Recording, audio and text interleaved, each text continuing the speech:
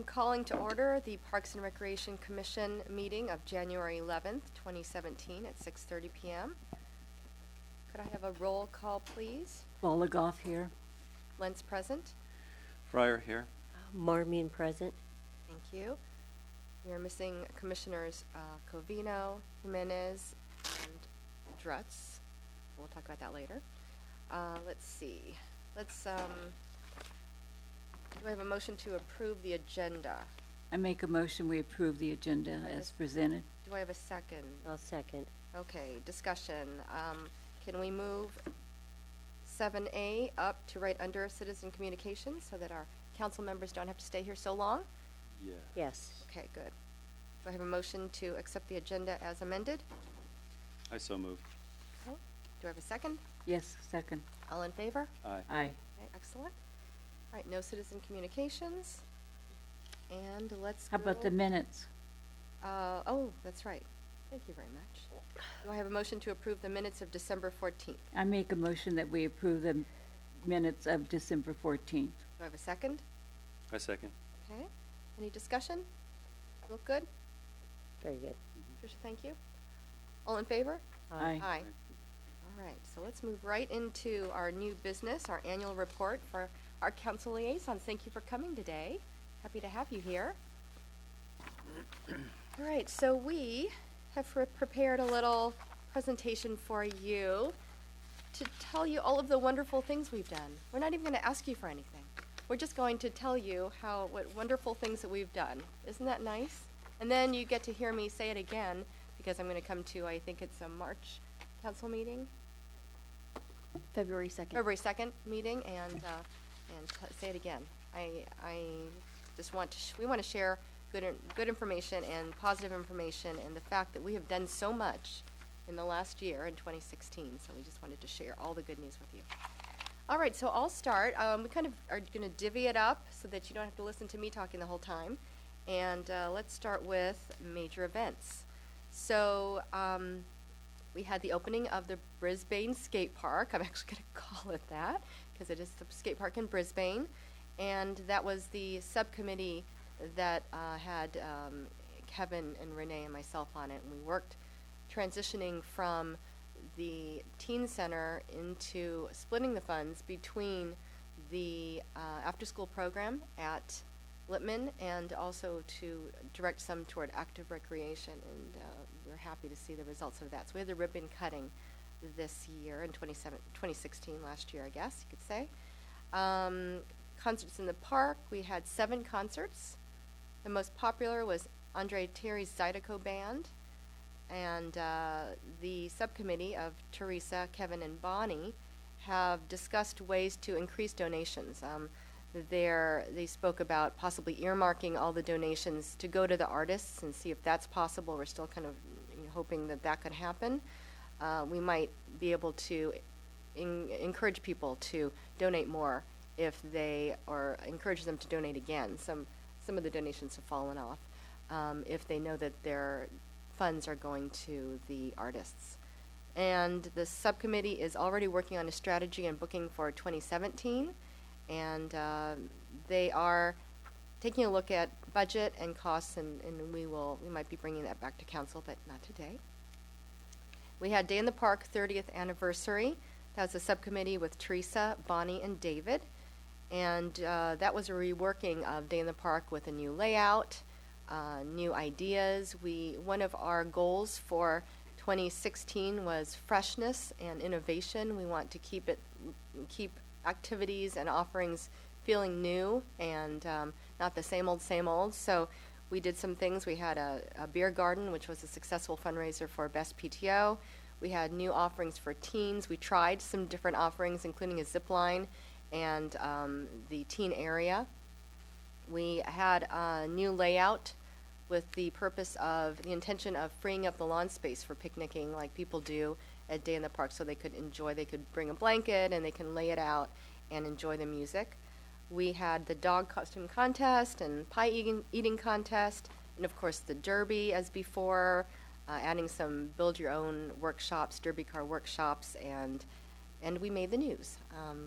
What news? What was that? Local news? That was television, wasn't it? I saw some clips. Yes, it was Channel 5. Exciting. That was a lot of fun to see. We had the 30th Annual Festival of Lights. The subcommittee is Renee and Bonnie. We had, again, some new ideas and improved production value. So we were happy to have a snow globe this year and the cookie tent and excellent sound. I thought the sound was particularly good. We had performances by our district students, BDW students, Kathy Wall, and our own Renee Marmion hosting it all. Did a wonderful job. We agree that this is something you should always do because you have the wardrobe for it and you're fantastic. So I'm that passing went it very on. well. And I have to say, you know, I was going to preface all of this with this is all the hard work of staff. You know, we talk about it, but it's staff that gets it done.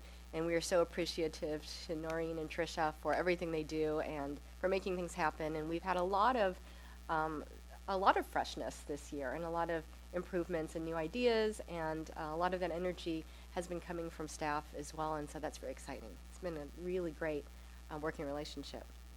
We had Habitat Restoration Days.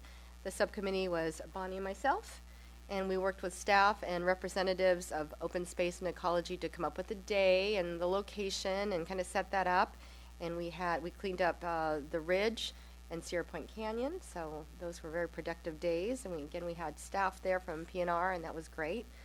And lastly, just under major events, some of the new events we're thinking about for this year are a summer festival, possibly paired with a 50K and shorter races, something that might bring an idea of the mountain or a festival, maybe tie it with 4th of July, maybe tie it in with something to do with our history. A larger fundraiser that would bring community in from outside of town. That's something we've been talking about. Then a new event that actually did happen was the underwater pumpkin patch that had 200 attendees. I don't even know how that many people fit into the pool area, but that was a big hit. Yeah. Great idea. That was the first time I'd ever heard of an underwater pumpkin patch, and next time I'm going to go because I want to see that in action. And dive-in movies at the pool. And then we also hope to survey the community in the near future just to get some more ideas for freshness and keep our offerings up to date and have a pulse on what the community would like to see. So those were our major events for 2016. And we're going to have Kevin talking about major initiatives that we worked on last year. Thank you, Karen. And I would just like to before I start here, also add to your comments about staff and what a great staff we have. And it's true, we come up with all these harebrained ideas and turn them over to staff, and somehow they magically make them happen. And I do think we've had some new ideas in some of the programs this year, and some of them have been remarkably wonderful. And I'd also like to thank my colleagues on the commission, whom I 201, I enjoy working with all of them, and so I just wanted to say that before we start. Major initiatives, public art implementation guidelines. Of course, public art is near and dear to my heart, and you've heard me speak about it before. We passed the public arts ordinance back in October of 2014. And we've been long awaiting the implementation guidelines, which we've been working on in our subcommittee for really the past 2 years. And they are almost ready to come to you. We have one more meeting that we're going to have in subcommittee. It's next week, I believe, and we've invited 2 people from the business community and 2 people from the arts community to read the draft of the implementation guidelines and you know, see if that makes sense to them and give us their feedback. And I think then after that, we'll send it up to you, and then you'll go through a vetting process and so on. I like the look of it. We've worked long and hard on it in our subcommittee, and I also have to give a shout out to Stuart, who is our cheerleader and also our devil's advocate in these meetings, and makes us really think hard about all the different kinds of circumstances and what we might come up against. What's true probably is that every circumstance that we accounted for in the implementation guidelines, the first thing that'll come along will be something that we didn't account for and then we'll make adjustments accordingly. I did, and that's all I have here. I think I come back a little bit later, but I did want to just put this out there about public arts. You both are on the ad hoc committee, which is the Public Arts Ad Hoc Committee, which is what currently is governing decisions that we make in absence of the implementation guidelines. And I've been going out and speaking. I went and spoke to the Chamber of Commerce and about a number of things, but in that process brought them up to speed about the Public Arts Ordinance and its implications to the community. And then I also recently, just this last weekend, spoke to a group that Beth Grossman has put together. It meets monthly, group of artists, and so I wanted to go and speak to them about it. And when I talked to them, I talked to them about, in round numbers, what the specifics of this are.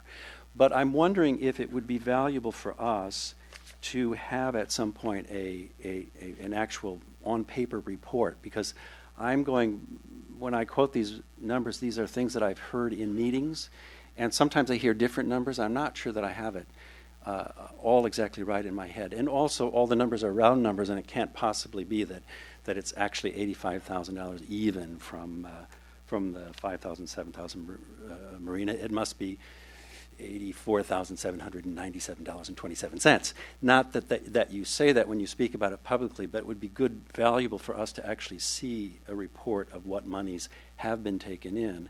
And another example of this, and I was a little confused about the new library, because in our meeting about Public Art for New Library, the number came up as being $30,000 that was triggered by the Public Arts Ordinance. The new library triggers for public building triggers at 0.5%. So I did some reverse math and I figured, the new library costs $6 million. But then in the fundraising aspect of it, the number for the new library is $8.9 million or something like that. And I'm assuming that there is a division in that total number, that some of that is construction costs and some aren't, and that's how we come to the $6 million. But seeing it actually in writing would be helpful for me as I go out in the community and advocate for public art. So I'm wondering if that's something we could request. Is it okay if we have Yeah. Great. Okay, great. I just want to say thank you, and we're excited to hear this report. So far, it sounds really great. So just to follow up on Kevin's question, to staff, is that something, I agree, I think it's good that if we have like an accounting of, that's publicly available. Still publicly you say these round numbers because right, that's the way, raised that's the way through you the talk public about arts it. ordinance, and some of the money could be for example, like I think out on the marina they were looking at doing something on site, but then I think they decided to do an in lieu payment. My understanding is that then they did an in lieu payment because they didn't want their occupancy thing held up, but with the caveat that they might want some of that money back, but they haven't gotten back to us about that, so that's still all in flux. But Right. none of those things are really written down. I agree. Then the next meeting comes along and I think, did I remember that right? Whereas if at certain junctures we actually have that written down, then Right. So how? sometimes my brain what- doesn't remember. I agree. So how often would you suggest such a report be made available or done? Like, maybe- Whenever something new or annually, when it depends on how often this thing is triggered. okay. But right now it's been triggered 3 times and we haven't really seen the exact numbers of. Yeah, and I think it'll probably come up, of course, in the budget discussions. Yeah. Which now are every 2 years, but we'll probably have a report, right, by the time May comes around, on what the budget looks like, and that should show up there. Mhm. So, but I'd like to echo that request that we have some sort of report done regularly, and made available to the council and the public.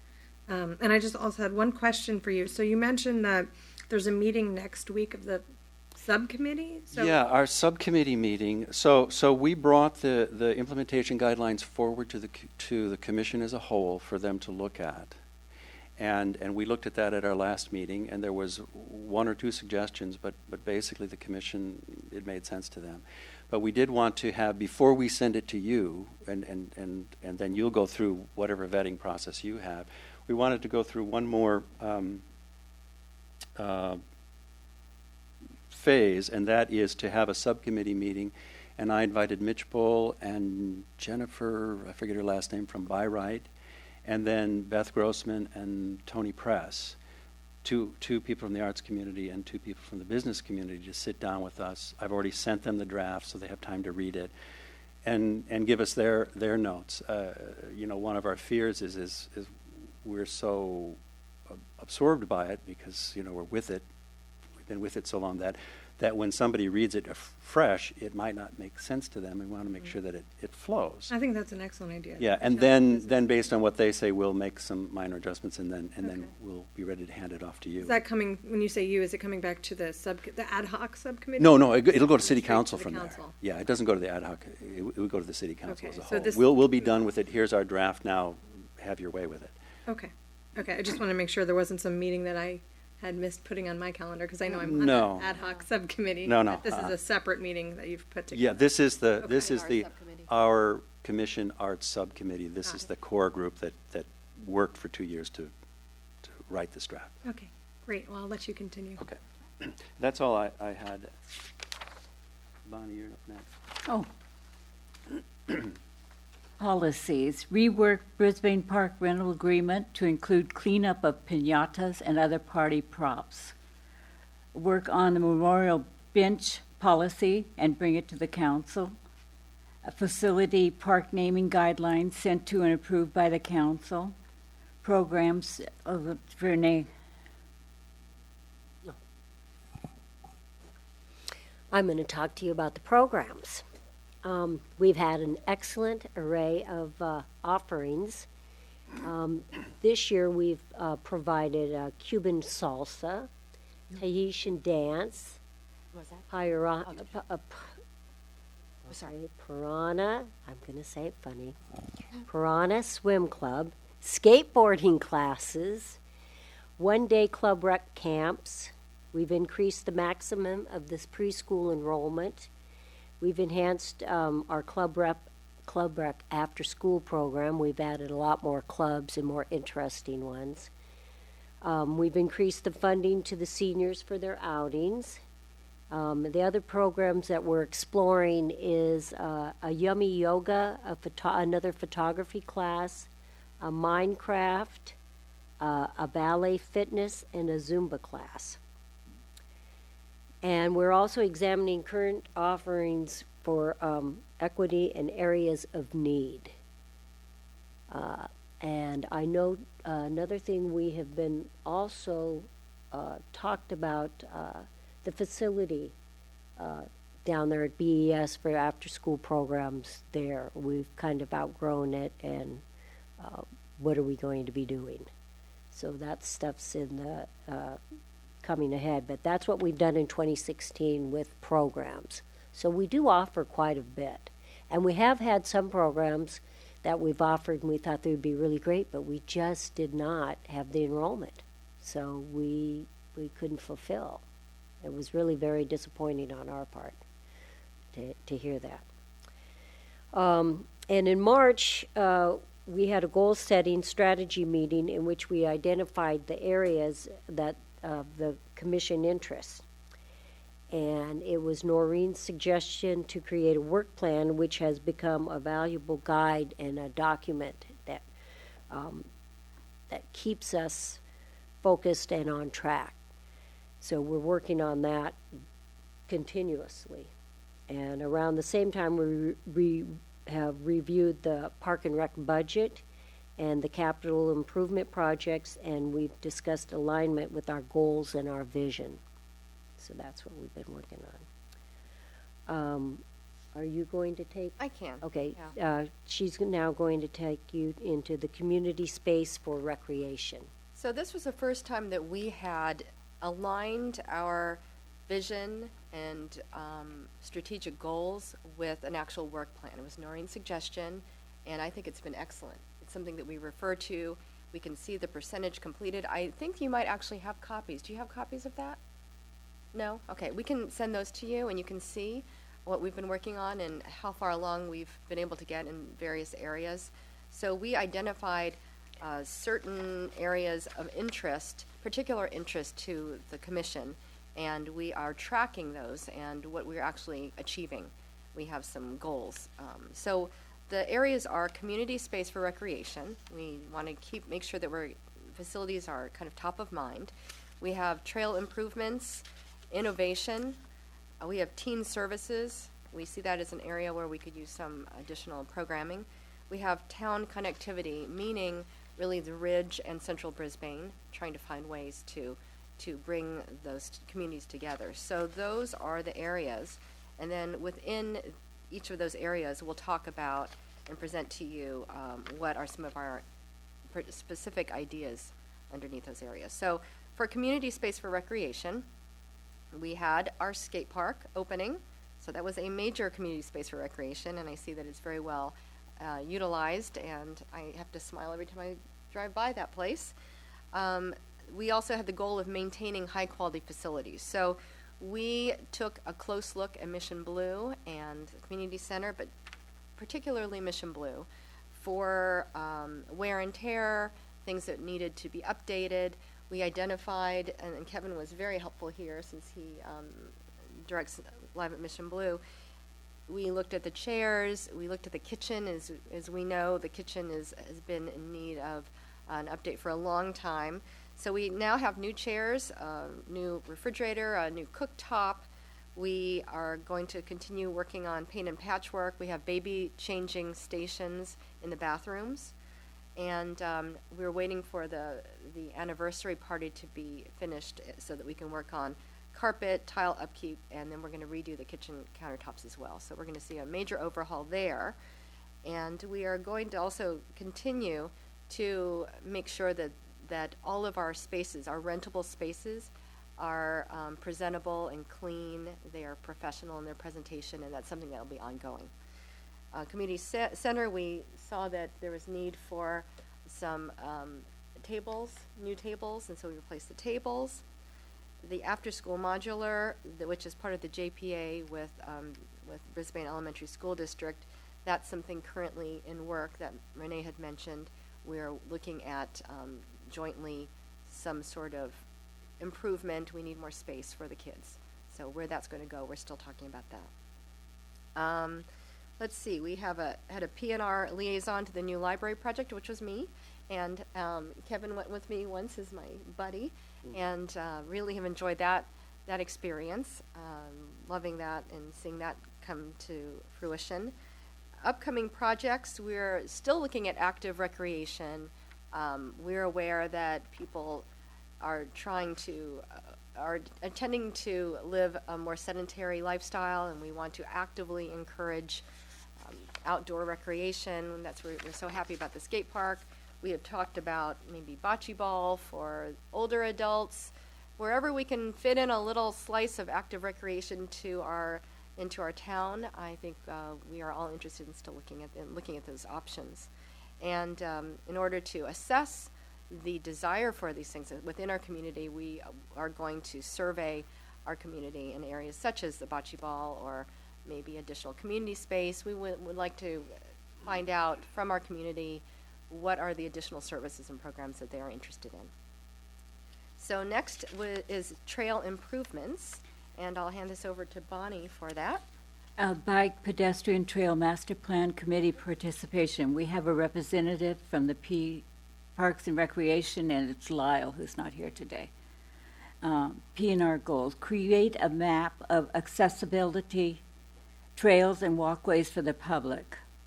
Conduct a formal audit of existing trails and identity needs. Collaborate with the Public Works regarding routine maintenance. Trail signage, accessibility on the Crocker Trail, improved lighting. We wanted to light up the trail if we could. Conductivity to Ridge and Crocker Trail Tunnel. Okay, and then I'm next. yeah, we'll have Kevin talk about innovation. Innovation, yeah. Up to current events. Concerts in the Park. We are on our subcommittee this year. We've taken sort of a proactive approach, and immediately at the end of the last summer's Concerts in the Park, we started meeting to think about ways to increase and expand the quality of the music that we have in the summer. And one of the first things we did was we met with, I believe it was 7 members of the community, key members for whom Concerts in the Park is an important thing, stakeholders for whom it's important, and also who are donors, to get feedback from them. And we've been meeting monthly since to try to get ahead of the curve. I think that the earlier in the planning cycle you are booking bands and so on, the better result you have. So we're doing that. Day in the Park.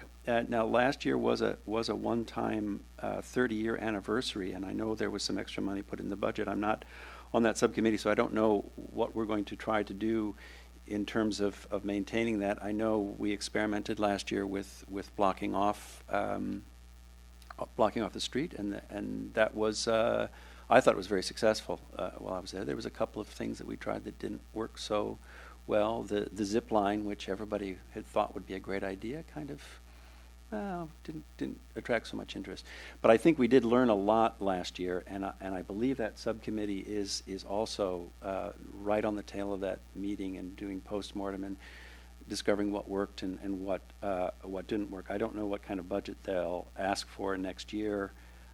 Festival of Lights also had an expansion, and the snow globe was my personal favorite. I was there to photograph the event, and I got some great shots which I sent along, and hopefully we'll see them in the fall next year in one of our publications, and I certainly hope that we do that. So all of these have been experimenting on ways that we can refresh and renew our programs. Community engagement and surveys, new recreational ideas from the public. We have a survey out right now about naming the skate park. Establish Brisbane as a music arts destination. I think Brisbane is a music arts destination, and I was really pleased when as I mentioned earlier, I went to speak to the arts group that Beth is doing, and we went around the room, and there were 2 arts people there who were new within a year, 2 couples new within a year to Brisbane. So I'm always cheered when I see new arts people moving here. Exploring opportunities with neighboring communities. I'm afraid I draw a blank on what that's supposed to be. I think that's just working with neighboring cities to come up with some ideas jointly, perhaps. Okay. Okay. Thank you, Kevin. I'll talk about teen services. So Madison used to be on this committee when she was on PNR, and as Madison knows, the teens are a tricky group to program for. They tend to want to do what they want to do. So to that end, we want to revive the YAC, because if we can get a committee of teens and they can come up with ideas, I think it needs to be an organic from within the teen communities, things that they want to do, rather than adults saying, I think you would like this, and why don't you attend this? Our focus in teens is to really talk about revival of the YAC, and we're laying the groundwork for that right now. We have a staff member who is going to the after school, starting to meet some of the kids in the after school program at Littman. There's a leadership class there. Perhaps that'll be a place where this starts to generate some interest, and so we'd like to do that. So meanwhile, we are trying some things. We're partnering with the library to co-host teen events. We had the teen area at Day in the Park, which wasn't a huge success, but we tried that. We are always looking at new ideas for the dances. The dances, I think, are fairly well attended. So that's one area, but that's primarily middle school. And I don't think that we have dances for high school age, but the middle school dances are well attended.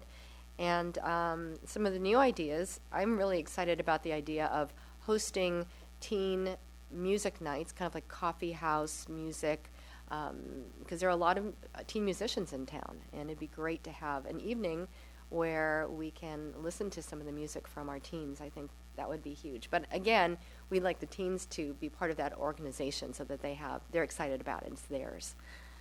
We are interested in maybe some life skills workshop for the older teens, volunteer opportunities, maybe having a job fair at Mission Blue, just trying to explore ways to provide them with more opportunity. and kind of get their buy-in on that. Maybe summer counselor in training at the pool. There are a lot of opportunities and ways to kind of mentor and create internship programs for our teens. Could I just add a little Yeah, to that? absolutely. Because I am recently added to the teen services subcommittee, and we have had a bunch of conversations about revival of the Yak, and I'm at a little disadvantage to be on that subcommittee because I never had children, I never had teens, and so I don't have that frame of reference to draw off of. But it seems that what we're getting from that, and particularly in terms of reviving the Yak, is that it's really middle school kids that will be our goal. They're still really centered in Brisbane. Their life is still centered in Brisbane. What I'm getting from those conversations is that when they get to high school, they're kind of like out like a shot. They're out discovering the real world, particularly once they get a driver's license, and that's reflected in the two dance programs that one was done by the library and one was done, I think, by Parks and Rec, that happened in this last year, where the middle school was really successful. It was a really successful event, and the high school kids kind of came in and out, texted a little bit, and were gone. So our focus in terms of revival of the Yak is really to focus on middle school kids. Ricardo was very involved and up there. He's getting to learn, getting to know the kids, and so on. And then our hope is that if they get involved in middle school, that some of them will continue on into high school, and in time we'll have a better high school representation, such that we know we have, as a commission, have a better, and as a staff, have a better idea of what kinds of programming is and isn't going to work for that age group. All right, Renee, do you want to talk about our goal of town connectivity? Yes, we've been talking about develop of the Crocker Trail, and that is some of the pavement. So people with bicycles and strollers and wheelchairs have a little bit more accessibility, and it really connects the ridge coming down into proper Brisbane, and also going around that they could do the whole trail that way. And putting benches along the way too, some people that, just want to stroll and do that. So we've talked about the connectivity to the town with that. We've become more involved with the local business community, as you've heard Kevin talk about, with the art public art ordinance, working with the Chamber of Commerce. And we've also, we're doing the Engage Outlining Neighborhoods, with possibly doing other joint rec programs, seeing what they're doing. Maybe when we have something here that doesn't work, how can we work with another community to jointly bring a program together? If it's doing it at the same time, or maybe we can get their instructor over here to do a program too. Just trying to work to see how it's all working out. The marina activities and engagement, trying to do a little bring the life back to the marina. We used to have the Marina Madness. We haven't done that in a long time. What other events can we do over there? I know when Madison was on, she talked about a big event over there. We still have that. We're also with programming, like I said, special events. As you've seen now, we have the downtown banners to raise awareness for the community events. Possibly we might be expanding that up to the ridge, like down Mission Blue, because they don't see some of the stuff, and that's a possibility to do that. We've also have the increased marketing efforts and materials, such as the activity guide that shows the star has been improved greatly due to the effect of Noreen over there. And I don't know if you saw this when I did programs, but here are some Parks and Recreation programs and events that It's broken out by demographic. yeah. So you can kind of see what we have. And that's The end of our story. That's the end of it. So that's what we did in In 2016. And I want to thank the two of you because I'm really appreciative, I think all of us are, to council for allowing us to take on substantive projects and advise you all. And I feel like we've had a great deal of support from council, and that's been wonderful. And I was wondering if there's anything that you wanted to say to us about how we can be more helpful to the council. I know we really serve principally as an advisory group to you on city council. Are there things that we can do better? Something. I have suggestions about the yak, so I try to revive that myself. When I was on teen services, it was so slow. We just didn't get like any applications. So I have hope that you guys will do a better job or that there's more interest. We did put in a lot of. Were you on that with me? I was on. I was at That's the why I You came put back. in a lot of work on in the application and what we're looking for. So I don't know if any of that work was left over. If you guys have that, but there was like a form that we made, and we made a little like advertisement pamphlet thing. Yeah, So that went out to the that was posted in the library and at the schools. right. I think Noreen's like really good at making those look nice. So you might not need the one that we made, but I know that we worked really hard on trying to come up with like an application. So hopefully you don't have to redo all that work. So I would try and find that. That's true. I recommend putting on there like free pizza at meetings or something. I think that's draw. actually Yeah. kids like pizza. So Well, I'm telling you, with this A little new bribery. this new leadership program that we have up there on Tuesdays and Thursdays, under the direction of Tracy Nowakowski, Ricardo really needs to come up there and talk to her and see those kids and yeah, really touch base, because they've been doing a lot of stuff. they need to go. You guys need to try and find out who's ever on student council, because those are the kids that are going to be really engaged in the community. Like I was on city council when I mean student council when I was at Whitman. So that's like probably a really core group of leaders amongst the teens that obviously can rally a group together. So that's like who you want to go for typically. And what else? Oh, I talked about this with Clay, but I think it probably falls under your purview. It might. I know that when I was on Park and Rec, Jamie and I had talked a lot about better lighting at the dog park. Do we ever? It's actually That's on on our agenda tonight. One of the things in a Okay. recommendation. I wanna So dive it's on our deeper. radar screen. I want to dive actually deeper into the dog park, and this could be more of a council thing, but obviously we all work together, right? So I've noticed that because of the drought, we haven't watered or paid as much attention to the maintenance of our grass, but like we still have grass at the park. It's just not as green, but we still have it. But at the dog park, we really have nothing. It's just a pile of mud. And it's actually to the point where the terrain is very bumpy. Like you could easily lose your footing there, which I can see happening when dogs are coming at you with balls, or if there's like a scuffle that goes down. That makes me concerned. One of the things that's happening in particular with our dog is that she's very interested in fetching, which is great, except when we're throwing the ball and she's getting it, because it's all dirt, her mouth is entirely full of dirt because the ball is full of her saliva, drops on the ground, picks up all the dirt. And so actually we cannot take her there because it just looks terrible. Like, Yeah. if you look at her mouth.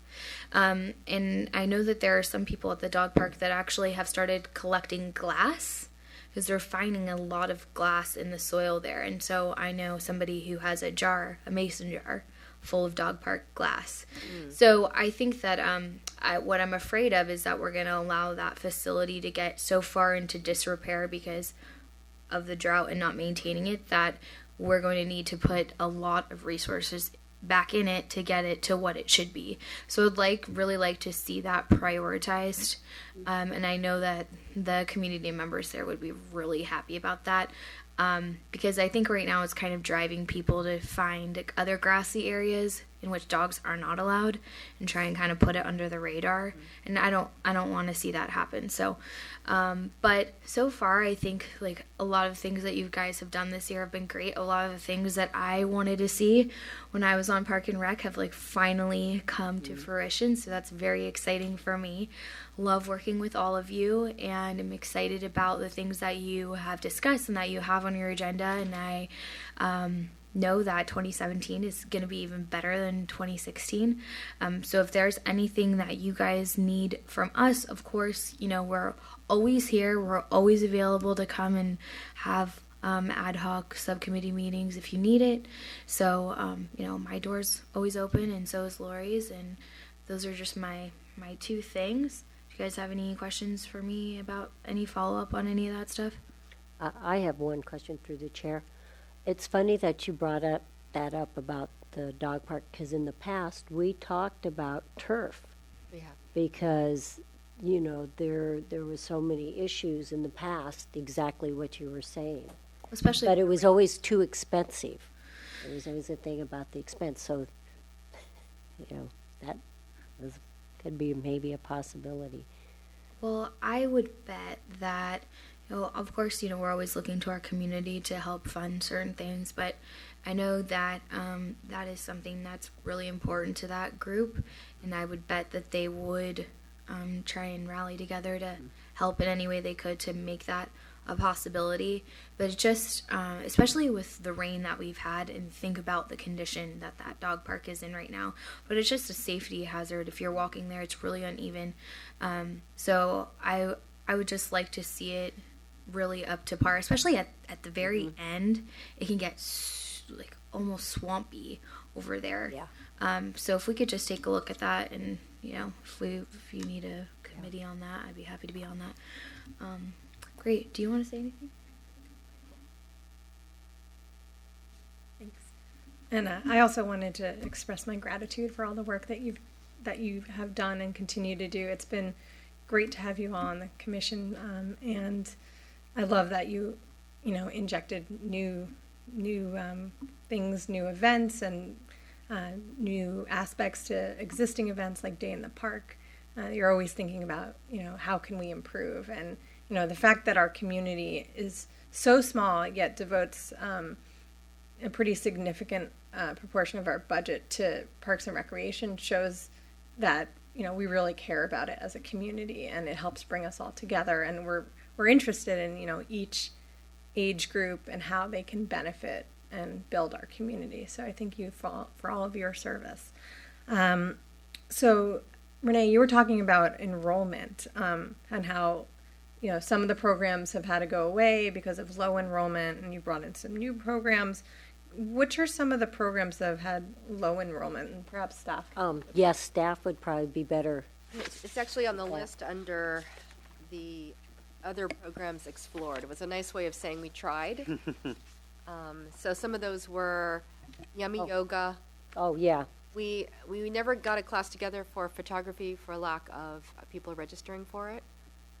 The Minecraft was really requested by the community, and I myself pushed that one. Yeah. And then when that camp was offered, then there just wasn't the sign up for it, which is surprising because I actually had a list of people interested.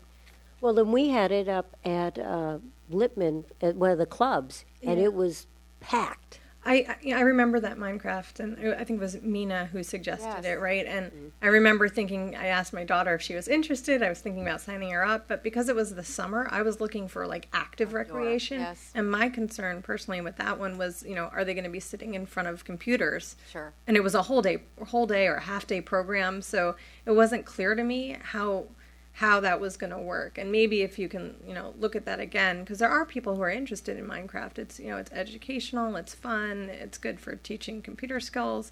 But if it's going to be a half day or whole day program, it certainly needs to have some active recreation component to it. That's so true. that would be my feedback. You brought it back, maybe we could put a little schedule together of a typical day. And Yeah. some outdoor recreation, I think so.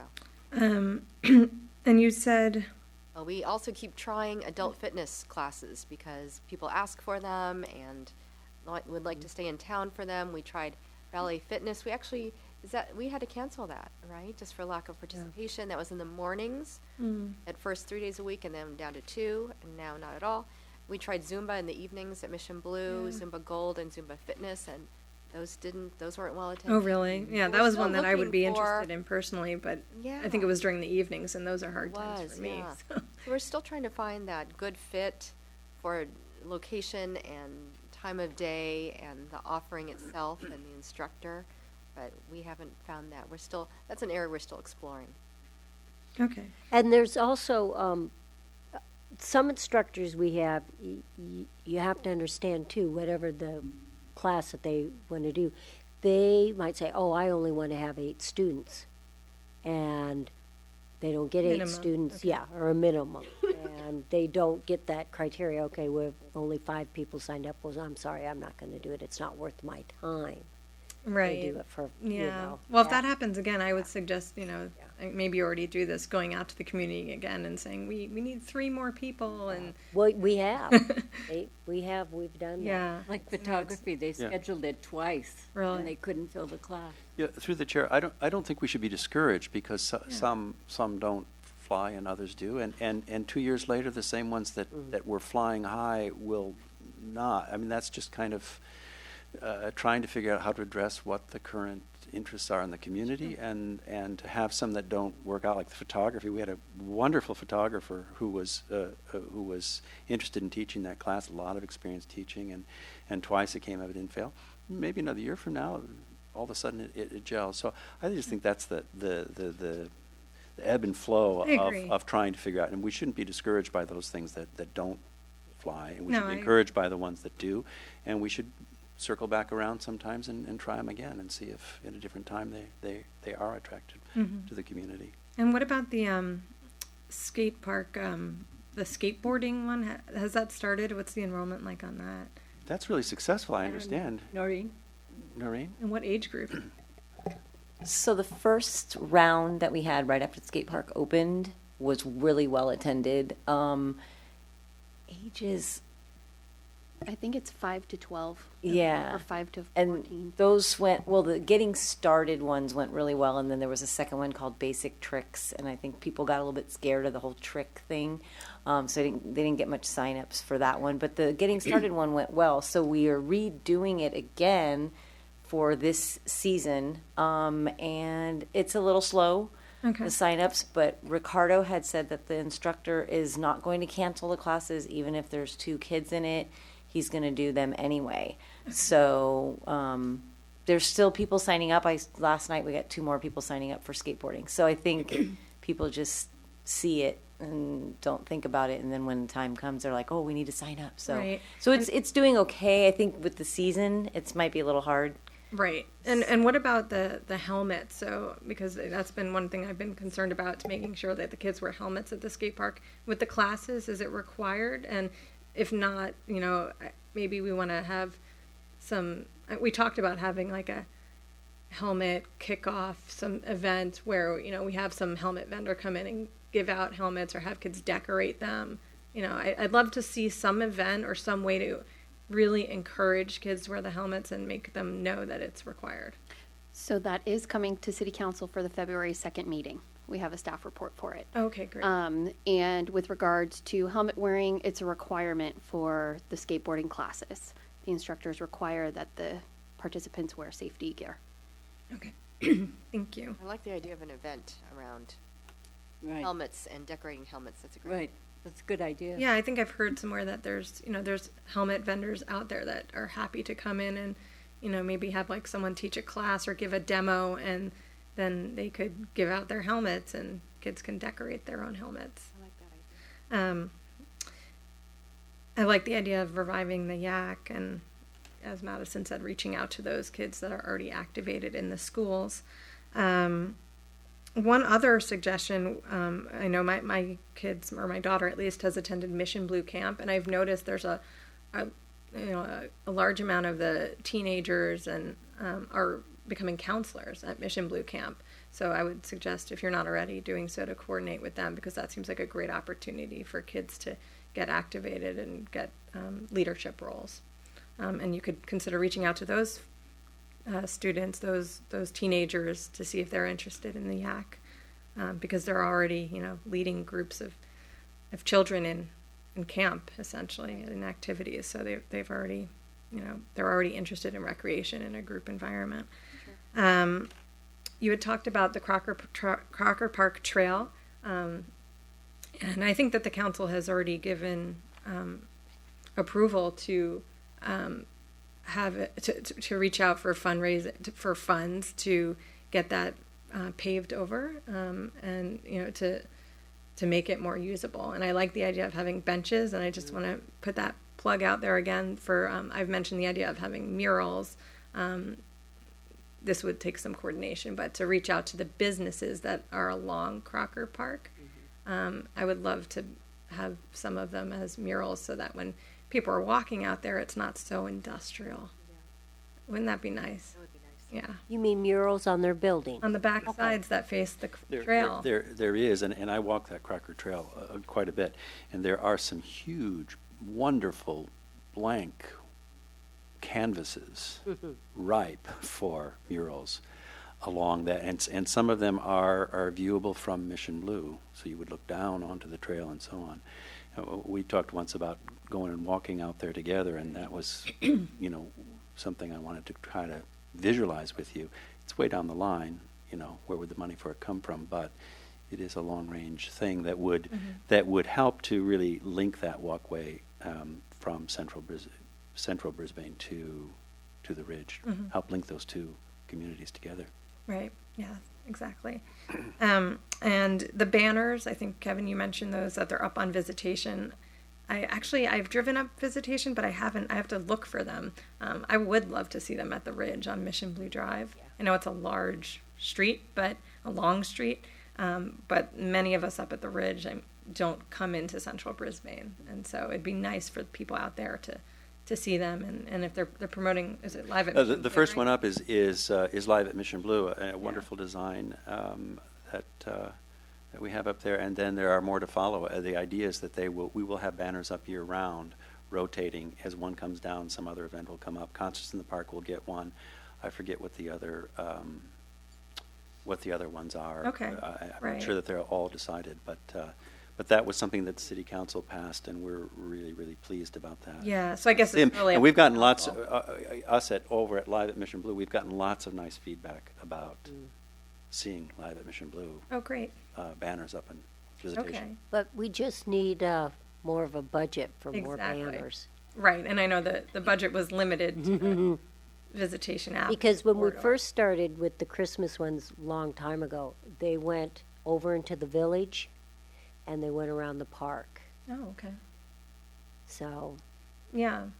So something that the council will have to consider then with our next budget. And, I would be in favor of having more banners, because I think that would help connect the Ridge to central Brisbane. Because right now we just have the signboard. Right. And otherwise, unless you're connected to social media and you're reading the newsletters, you're not going to know what's going on in town. In fact, Noreen, what do we have scheduled? Only for 30 banners, is that correct? We purchased 30 Live at Mission Blue banners. The next sets will be 33, which will include the 3 around the community park. Okay. Yeah. But nothing in the village? No. In the village or at Mission Blue? Okay. No. And in thinking about the Ridge, about where they could possibly be placed, if the council were, as a whole, willing to do this, it doesn't have to be the whole street. It could be from Monarch, where the signboard is, up to, maybe Silver Spot, or maybe even a little bit closer in by that community room, just kind of around Mission Blue Center, because that everyone's going to be, who's driving down Mission Blue would go down that corridor of it at least. So we can think about that. one issue that you didn't talk about, or one program, was the fire hydrant restoration, which I know Madison brought back. It's true. And I was so happy to do it with my family 2 years ago. And one thing I noticed when I took my kids to look at our fire hydrant, I was so excited to say, "Don't you remember painting this last year?" Somebody had painted over where we had put our initials. Like, it was a restoration project this past year, and it was the year before. But when Madison ran it, it was like the people who did the painting were able to, because they were so old. We actually had to scrape off all the paint and repaint a new design. So we did the one behind the bathrooms at the community park, and we did the same design that another family had done, many years ago. And we noticed that there were initials that someone had put with the year. So we thought, well, we'll do that too. And then we went back a year later, and our initials were now someone else's initials. So I'd like to, and I thought to it was a kind of sad lesson for my children, because I wanted to show them about the impact they made in the community. But I was trying to show them, here's your name. But instead it was, oh, well, someone else's name is on it now. It's being, restored again. But I think it might be nice to put in the procedures for that if you're going to be restoring it in a way that doesn't really write over the hydrant, that you just touch it up. But if there's anything on it that shows ownership by the previous person that worked on it, that be retained, because I think that's nice for people to see when they go back to it. And are you having a fire hydrant restoration project again this year? None's planned. Or You bring that up, and it's not anywhere on our radar screen or on our agenda, but it does occur to me that it is a really great program, and it really is, in a way, it is our one of our number one public art things, that we have.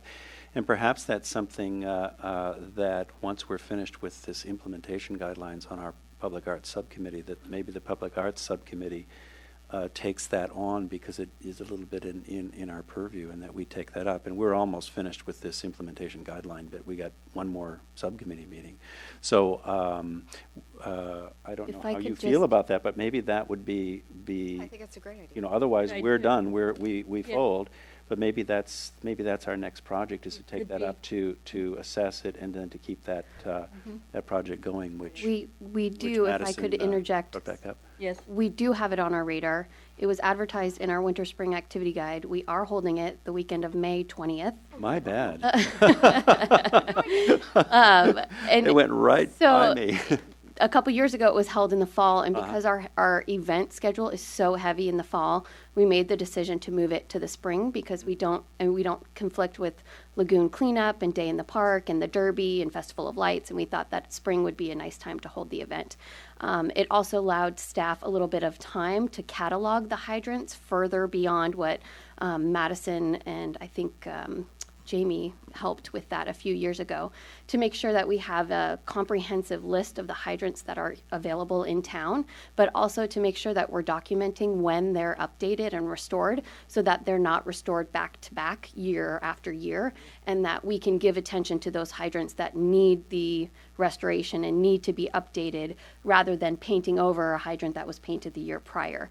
So that's something that we're working on as a staff, as a department, is developing that comprehensive list and catalog of hydrants, so that when we accept applications for reservations, and we're now going to have a formal process for people to apply to take care of a hydrant and be part of the restoration process, that they can identify a hydrant, and if they choose to propose a new design on a hydrant, that's something that has to be approved by the North County Fire Authority.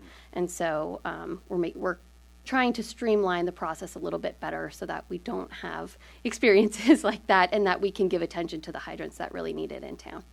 Well, Noreen, I owe you an apology then for that. That completely went by me. Is there anything that, so it's in the works. Is there anything that the commission needs to do? Do we need to assign that to a subcommittee, or are we, you're on top of it? You can, if you want to have a subcommittee for it, you're But more than welcome to do so. It's in the works. Yes. Well, thank you very much for that. Yes. And, yeah. Saved us. Yes. Can I interject on this one too? So I have a huge folder at home, like of all of the So all of the original categorizations and when they're located, and then I made like a whole brand new one. I think you have that. And like the level of difficulty, which is important to retain, and then the level of repair or disrepair.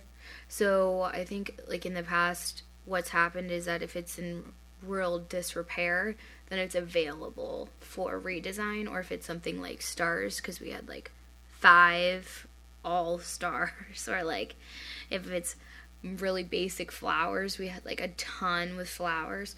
So I would say that like we would want to try and retain the same design, and just staff will indicate which ones are available for total redesign. But like you said, North County Fire comes in if it's like a blank hydrant, and then that's what we did on visitation. They were all blank because they got replaced.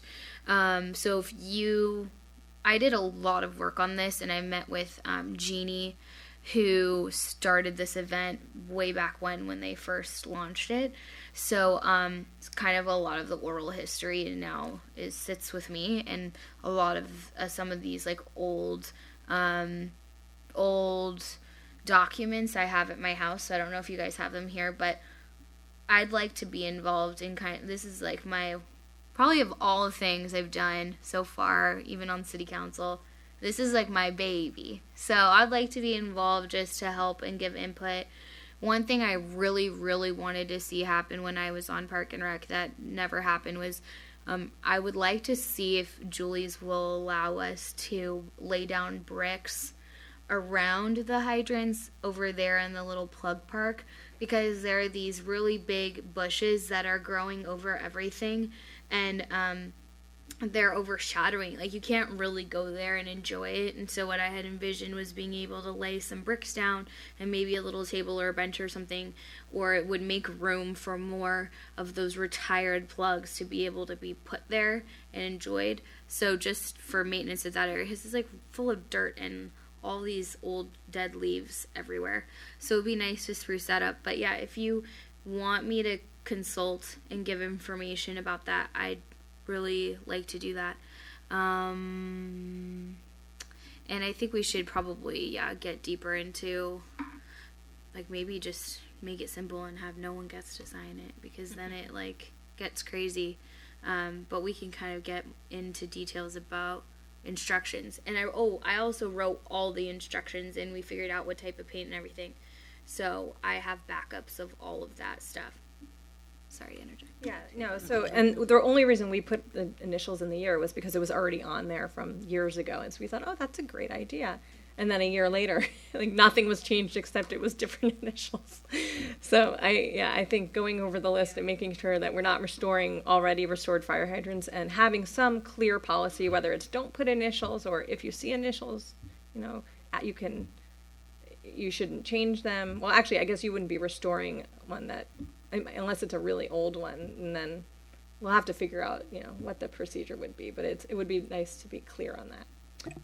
And that's all I have on any of this. So, or I'd be happy to take, if you have any questions for follow-up, I'd be happy to take any questions. I have a quick question. Mm-hmm. So we spent quite a bit of time, over an hour today, talking about this, and I'm bringing it to council because I also want to share everything that we've done with the full council. But I'm sensitive to your full agendas and everything that you are working on, so I'm wondering what your recommendation is as far as sharing this information, yet not taking an hour of the council's time to do that.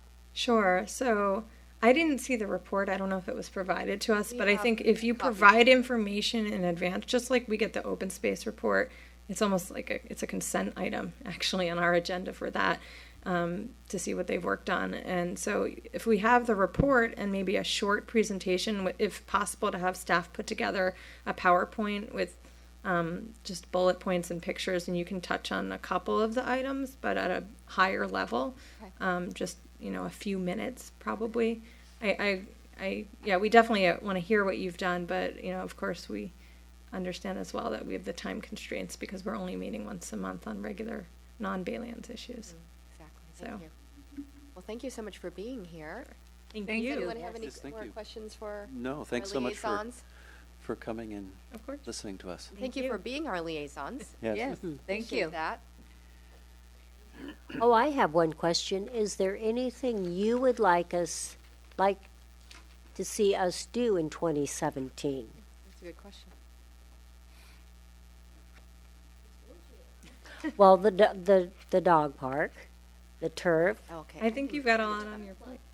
oh, and the plug park. And the new event in the summer, that's going to be a lot of work in a very short time frame. So Yeah. I think you've got a lot going on. Yeah, Revive the Yak, I think, is a good one. And I think you had talked about looking at the programs and seeing which ones are being used. There's some survey you were going to do. Yeah, I think that getting a survey out to the public would be helpful, as you suggested, and just keep up the good work. Thank you. Thank you. Thank you, Lori. Thank you, Madison.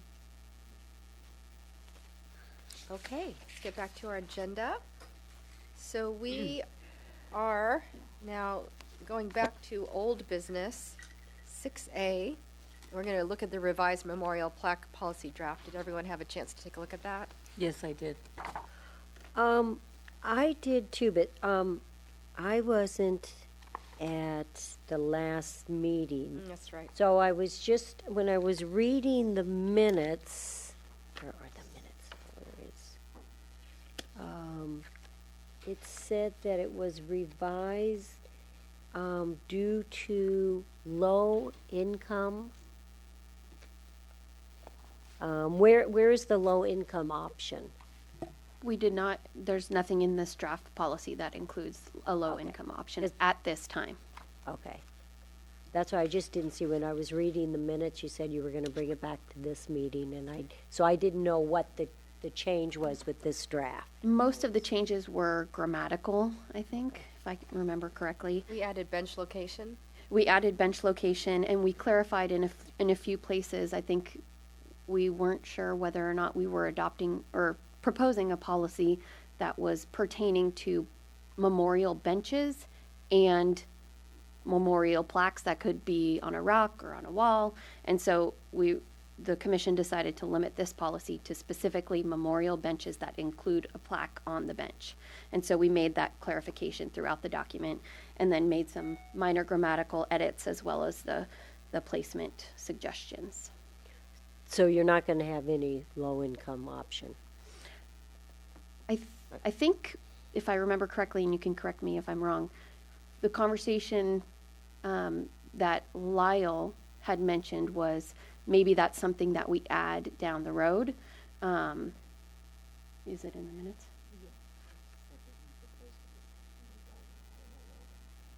Right. So I think the suggestion was that initially that we would have people purchase full cost commemorative benches, and then down the road, if we decided that we wanted to include a low income option, one way of doing that would be to recycle an existing bench after its term, and make it available at a lower cost. We need to kind of get to that point first. I Right. think that's the point. And I that thought, yeah, we need he to said have that those would benches come. to turn over after a Correct. certain amount of time, because the existing ones are grandfathered in, and we're not going to take the plaques out with them. That's how I remember it. Okay. So we can revisit it perhaps in 5 years or Mm-hmm. something like that. Okay. Do we need to vote to approve this? Or just? say Yeah, it's so great? if there's any additional edits or deletions that the commission wants to propose, you could do that.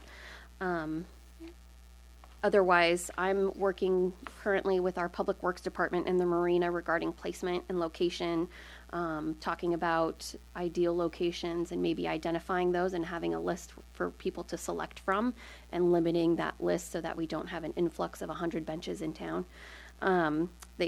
Public Works was slightly concerned about that, as well as the cost. So making some estimates about what it would cost for staff time to install and potentially maintain the benches. So we're looking at potential modification to the fee. And I'm looking at identifying a preferred vendor for the purchasing of the benches. So that's all happening kind of behind the scenes. And when we have an update regarding those things, we'll bring it back to the commission to weigh in before we end up bringing it ultimately to council for their review. That sounds good. I didn't even consider the fact there might be this huge influx, and we might be known as City of Benches instead Yeah. of Stars. And Yeah. see that, I can imagine something like, There were some concerns about that, Okay. so. okay, that looks good, thank you very much. We will return to new business, 7B. Does she need a vote on this? It doesn't sound like we need to at this point. Not, Okay. not unless there's any edits or, Hmm. Do okay. you have any edits, any comments? Nope. Thank you for bringing it back to us. So we're going to look at the capital improvement projects review. So we are going to look at that again. I feel like we just did this, but look at this again. So what we're hoping to do tonight is to conduct a conversation regarding the CIP projects that are related to Parks and Recreation. As you know, we recently shifted to a 2-year priority-based budget, which allows the city to focus on capital improvement projects on the alternating year. And so what we want to look at is, you know, whether or not we want to suggest additions, analyze the feasibility of specific projects, make distinctions regarding prioritization, and kind of pave the path towards the future. So what I provided you tonight is Attachment A, which is a list of the old CIP projects that Stuart provided me, and we can go through those one by one, as well as Attachment B, which is additions and projects that, for the most part, the commission has discussed already. So I think it might be best to kind of go through one by one and provide input, and to also provide you with some updates, because this is Attachment A is an old CIP list. Some of those projects have been completed. Some of them, you know, we need to remove, and so we can kind of talk through that. Are there any initial questions before we dive in? Nope. No? Nope. Okay. So, I think what we're looking to do is to make decisions regarding what we want to stay on the CIP list, when we would anticipate those projects being completed, and how we want to prioritize them. So, starting with Attachment A, the first one on the first page in the packet is West Hill Mini Park. And from my conversations with Stuart, it sounds like that came up many years ago with regards to the South Hill land sale, and whether or not funding from that could support the West Hill Mini Park. And the description for it was to create a passive park along Crocker Park recreational trail for families to picnic and enjoy together. The anticipated cost of that time was $100,000. So we should decide whether or not that's something we want to keep on the list, whether we want to anticipate it being done in the next 5 years or further. Well, through the chair, I also made that connection about the sale of the whatever, and I am that liaison person. We haven't had a broader discussion yet, but it's not immediately pending. I would say we leave this on the list in terms of maybe it's possibly being funded through that. And one of the things that I thought that I looked at was, here's the anticipated additional natural habitat areas being created. And I think when that money is discussed about how we're going to spend it, I believe it's something around $300,000. I know there's also a liaison from Open Space and Ecology, and so to try to find some things that we would be a benefit to both of our interests, you know, this might be a fit for that. So I would at least keep the idea alive, so that when we come to discuss that, this is something we bring to the table. Okay. I like that idea of pairing it with the restoration of natural areas, because if we are to use those funds, there's more than 100 Yeah. Yeah. funds there. Yeah. So, and I think that would probably be something that open space would be interested in. Okay. We just have to change the fiscal year to be completed. Yeah, and as I mentioned, this is an Yeah. old document, so we'll make sure that we provide those updates. Okay, any other feedback on that one? Okay, I think should we just talk about, we should keep it on there? Yeah, that's what I think. Oh, yeah. Keep it on there, Oh, because it definitely. it's an idea that potentially we could use in that conversation. I like I that don't too. I don't know that we would necessarily make it a priority to come out of the general fund when we look at everything else we might want. Okay.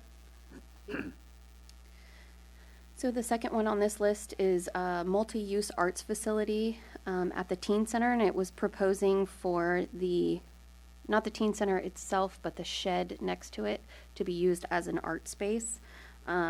Staff is recommending at this point that the teen center property be taken off of our CIP list because there are some conversations that are being had between Public Works and other property owners in town about the use of that space. And so it may come back to the Park and Rec Commission at some point, but as it stands now, it's not necessarily a conversation that the commission should be having. So we lose this. Yes. Can we Okay. shift the focus on that particular structure at the teen center, or the teen center as a whole, to perhaps the idea of a community space for programming? You know, to keep that kind of first in our minds, and foremost in our minds, because we're looking at a lot of different properties in Brisbane and things that the city owns and moving things around. We're going to have an empty space above the community center. I think we need to raise the awareness that We need a community community center. space and a community center is important in town. So I wonder if we could redirect that into just the idea of a community center. Sure. What do you guys think about that?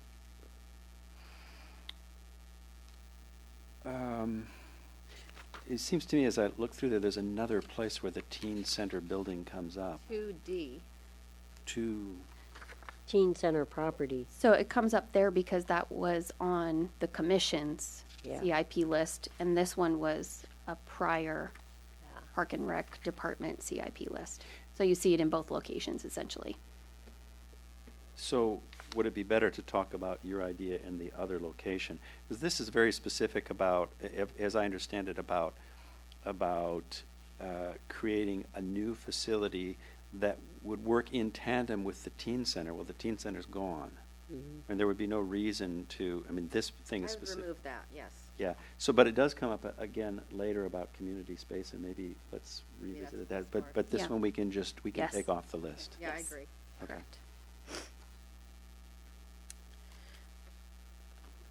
So the next one is restroom and storage buildings installation at Lippman School, similar to what was completed at Brisbane Elementary.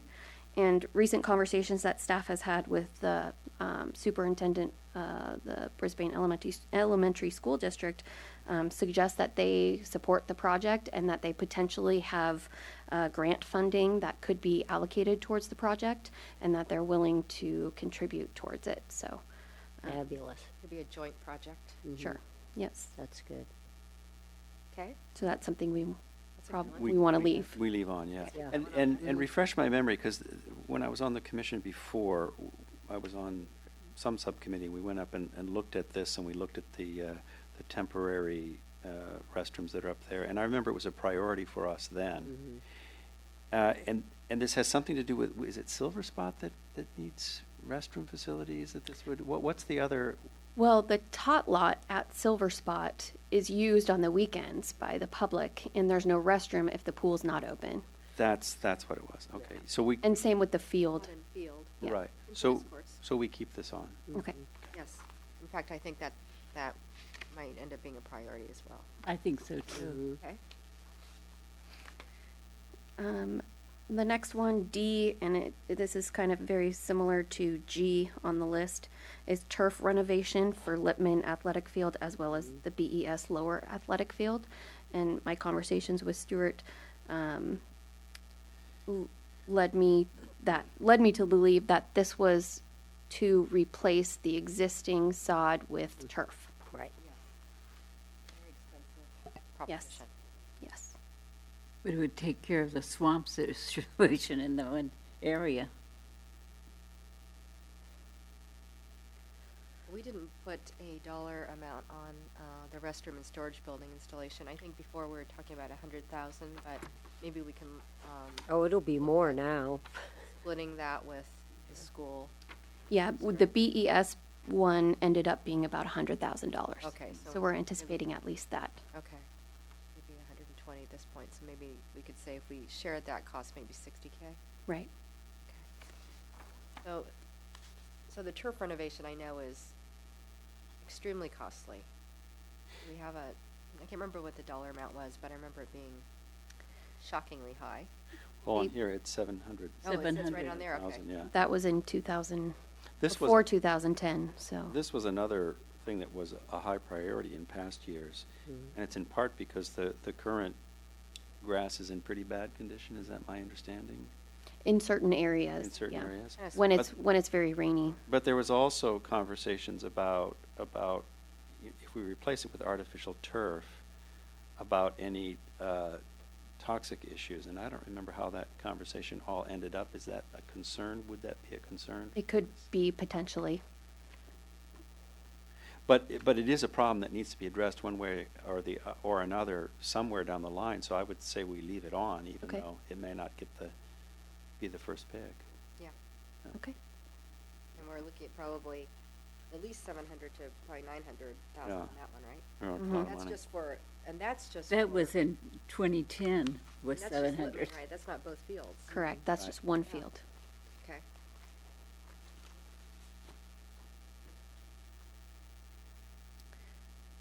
Moving on, the next one on that list was full-size soccer field construction, and that was a proposal to establish a new soccer playing field in town.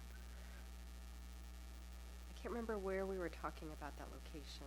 What, do we have a location? I don't think that a location was identified at that No, time. I know that we used to do a lot of baseball up at Lippman, and then when Mission Bluefield was built, they all went up there, and that stopped, and soccer started up at Lippman. So maybe that's where we kind of thought, well, maybe we should turn that into a soccer field. I remember there was a discussion. But Littman is not a full-size soccer. Oh, Area. I don't think so. But I know that there's adult soccer Yeah. on the weekends. I went up there once with Gavin Escalar because he belongs to some soccer group and he wanted to bring his soccer group here to Brisbane. And they looked at that field and they said it was not whatever the regulation standard is, and this is full size. Do I have that correct? That Littman, the reason this is on here is because we don't really have a full size soccer field, and while that's used for soccer, it's not really regulation standard, whatever. I think that's the case, but I'm not 100% certain. Oh, this might be too, when we were talking about full-size soccer field construction, possibly this could be out at the Baylands. Because we talked about having soccer fields out there, so that, Or Sierra Point? Maybe not Sierra Point. I think we're talking about volleyball at Sierra Point. yeah. Okay. Well, with a price tag of $1 million, I see that. Wow. this we could leave it on, but it's not going to Not be gonna high on our happen. priority list. What? No, it's not a do you- high, what do I you would, guys think? I feel the same way. I think it's it's a low. leave it on, but we're gonna put it toward the bottom because Yeah, it's a low. space idea. Okay. Community Center Park renovation, we did that one. That one's done. Yeah, that's done. Check it Yeah. off the list. Yes. And then turf renovation at E BES. So we can take that off. And then, Why is this? This is I'm on turf renovation, BS Lower Athletic Field. That's what we're on, right? mm-hmm. Why is this such a much smaller price tag than the other one? I The think other one's that's I think that's an error. Oh, Yeah. more like 750,000. Yeah. And what's the condition of that field? There's more of an issue at BES, I believe, with the rain and the mud than there is at Lippman. Uh-huh. So I think that the water pools into specific areas and then becomes very difficult to play on. So this should definitely stay on, even though it's a considerable sum of money. 750, you said? Well, I thought maybe that was the typo because the other one was 700,000. Yeah. so. Lower athletic field, is that near the restrooms or is that Yes. across from the front door? Okay. Yeah.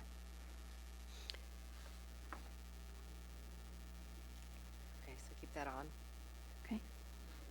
And then the modular addition modification at Brisbane Elementary School for the preschool and after-school program. That's a big one. I'm sure that price has increased since 2010, 2011.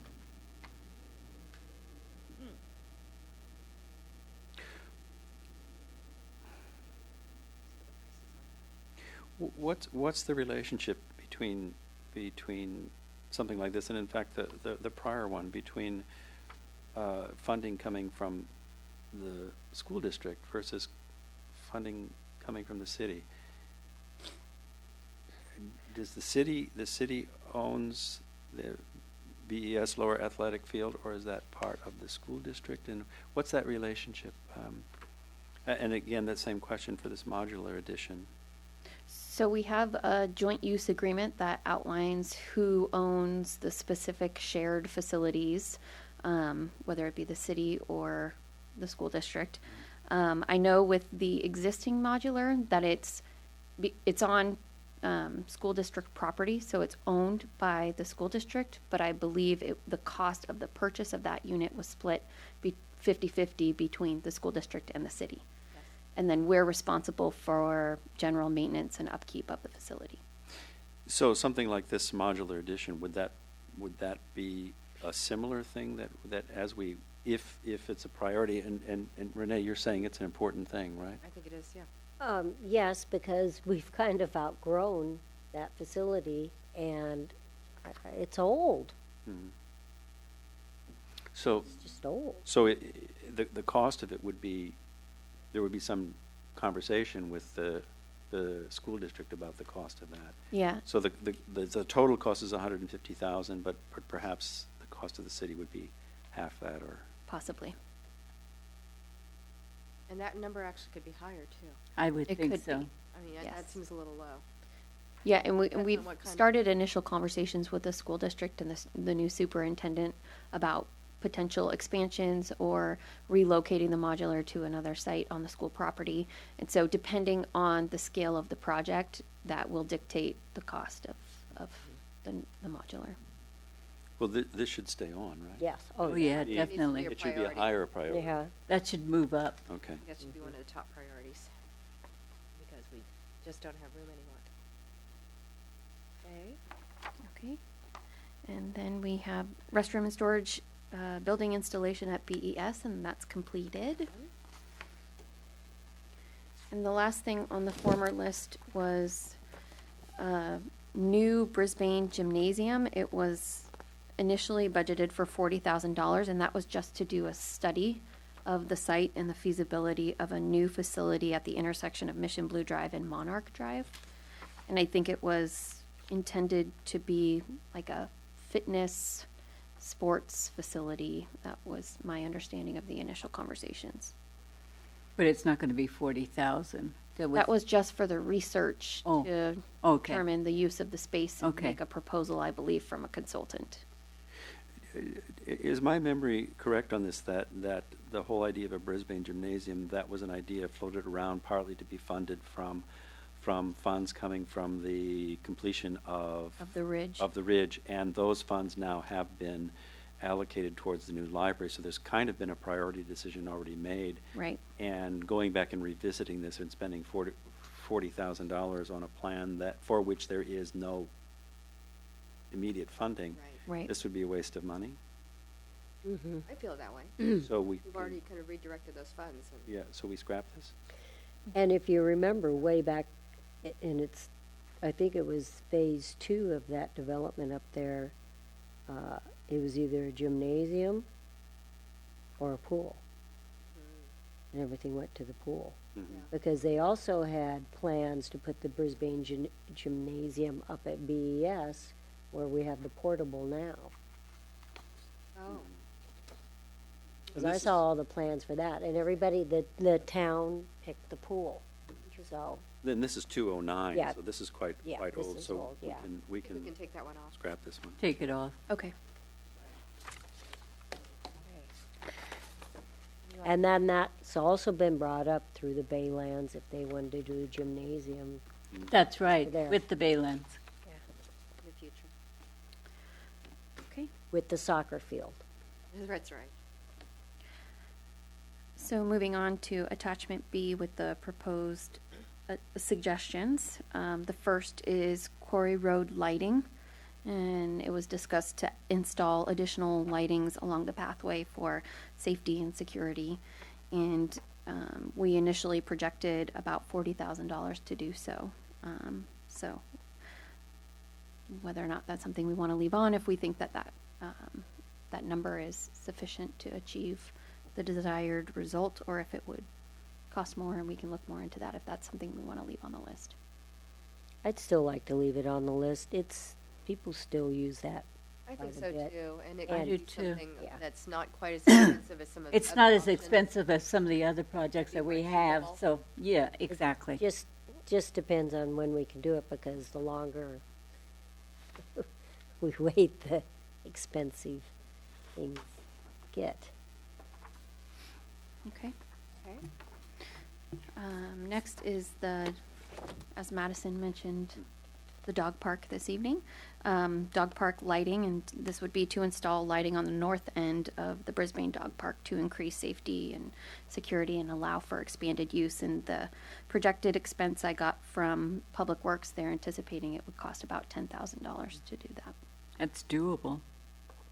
Yeah, maybe we could get that. I certainly think if we're going to add lighting to the Quarry Road versus the dog park lighting, dog park is probably used more extensively I agree. than the Quarry Road lighting, and it's a much less expensive project. So I would suggest this goes high priority.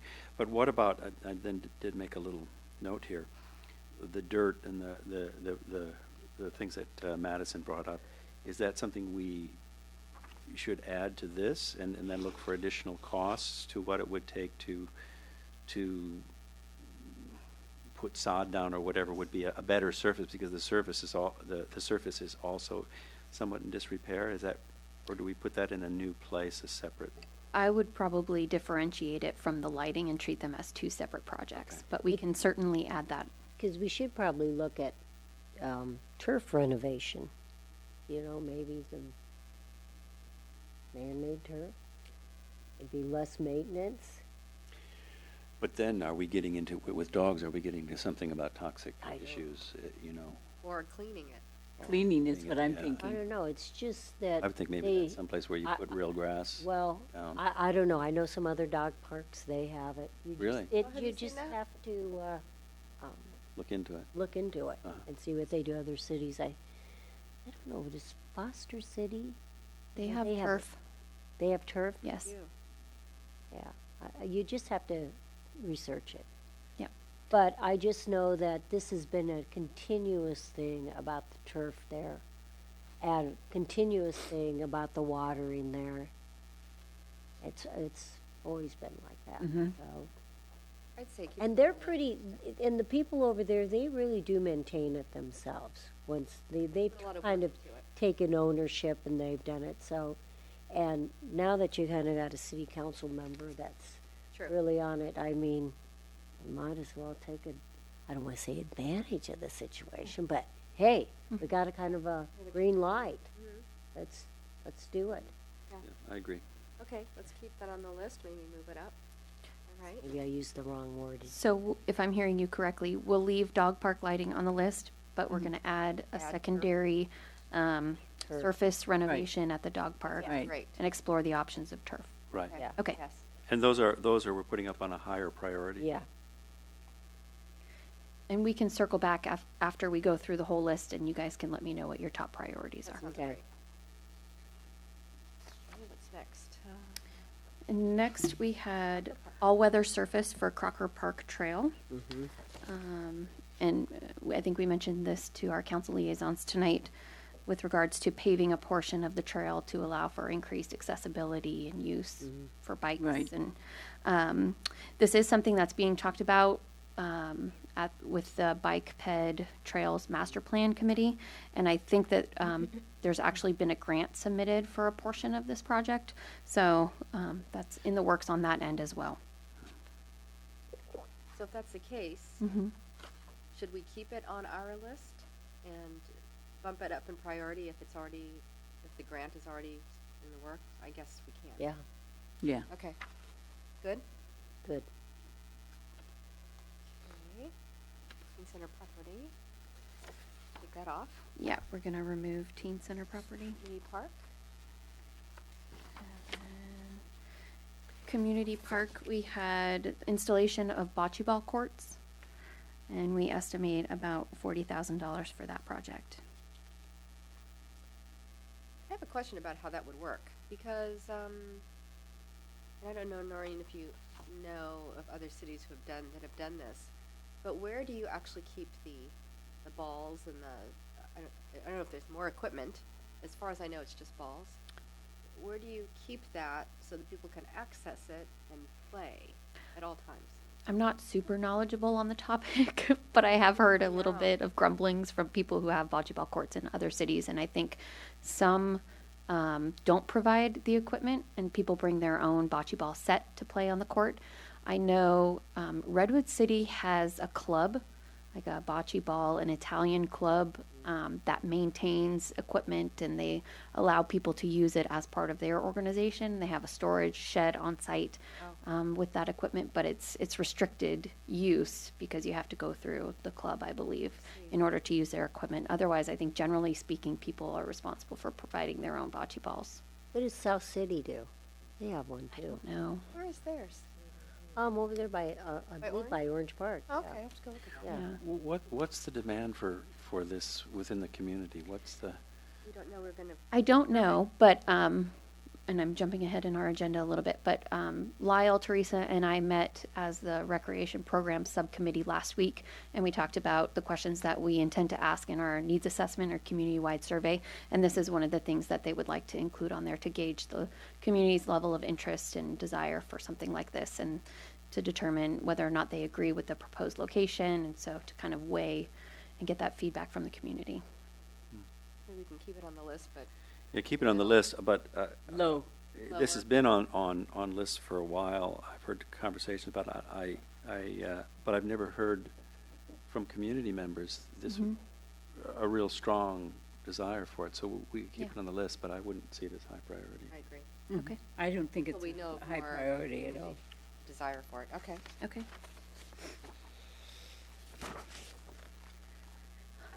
Next on the list, we have installation of a small therapeutic pool at the Brisbane pool. The anticipated cost for this would be about $100,000, not including the ongoing expenses for chemicals, cleaning and heating, and potentially additional expense for staff if we were to program that space for therapeutic classes. Where would this go? Where would it be? That's part of the challenge is that we That's really what I'm wondering. don't have the space Space. for a large therapeutic pool to be installed on deck. So this would be low priority if there's no space. Maybe it shouldn't even, And I also wondered, as I looked, my little note here is cost versus usage. The pool is already and it is in all cities, a money loser. Mm-hmm. A considerable amount, Oh, from yeah. what I understand. And adding this to this, does that really increase the annual deficit of that?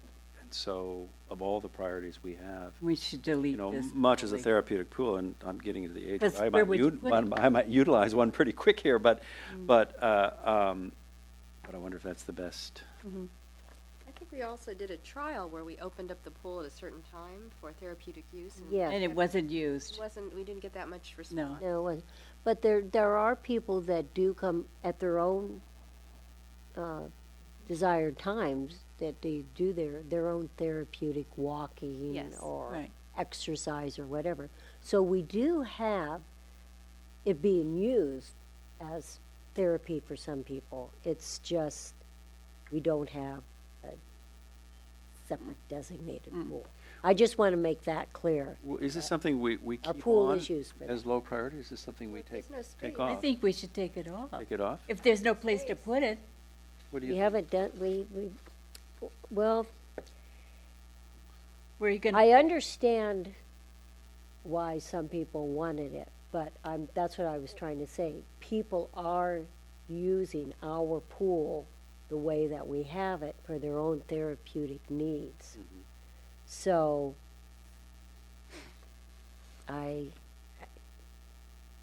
Scrap it? I don't know really. For it, I think Scrap it.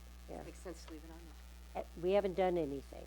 And like I said, we did do those 1 classes. At a certain time, we did close the pool and it wasn't used. Didn't fit into their schedules, Right. people that needed it. Okay. Next on the list is Brisbane Pool to install a seasonal dome that would go up during the colder fall and winter months. We're anticipating a cost of about $100,000, which is for the unit, the blowers, the deck mounts, and maintenance. We'd also have to identify space for storing that off-season.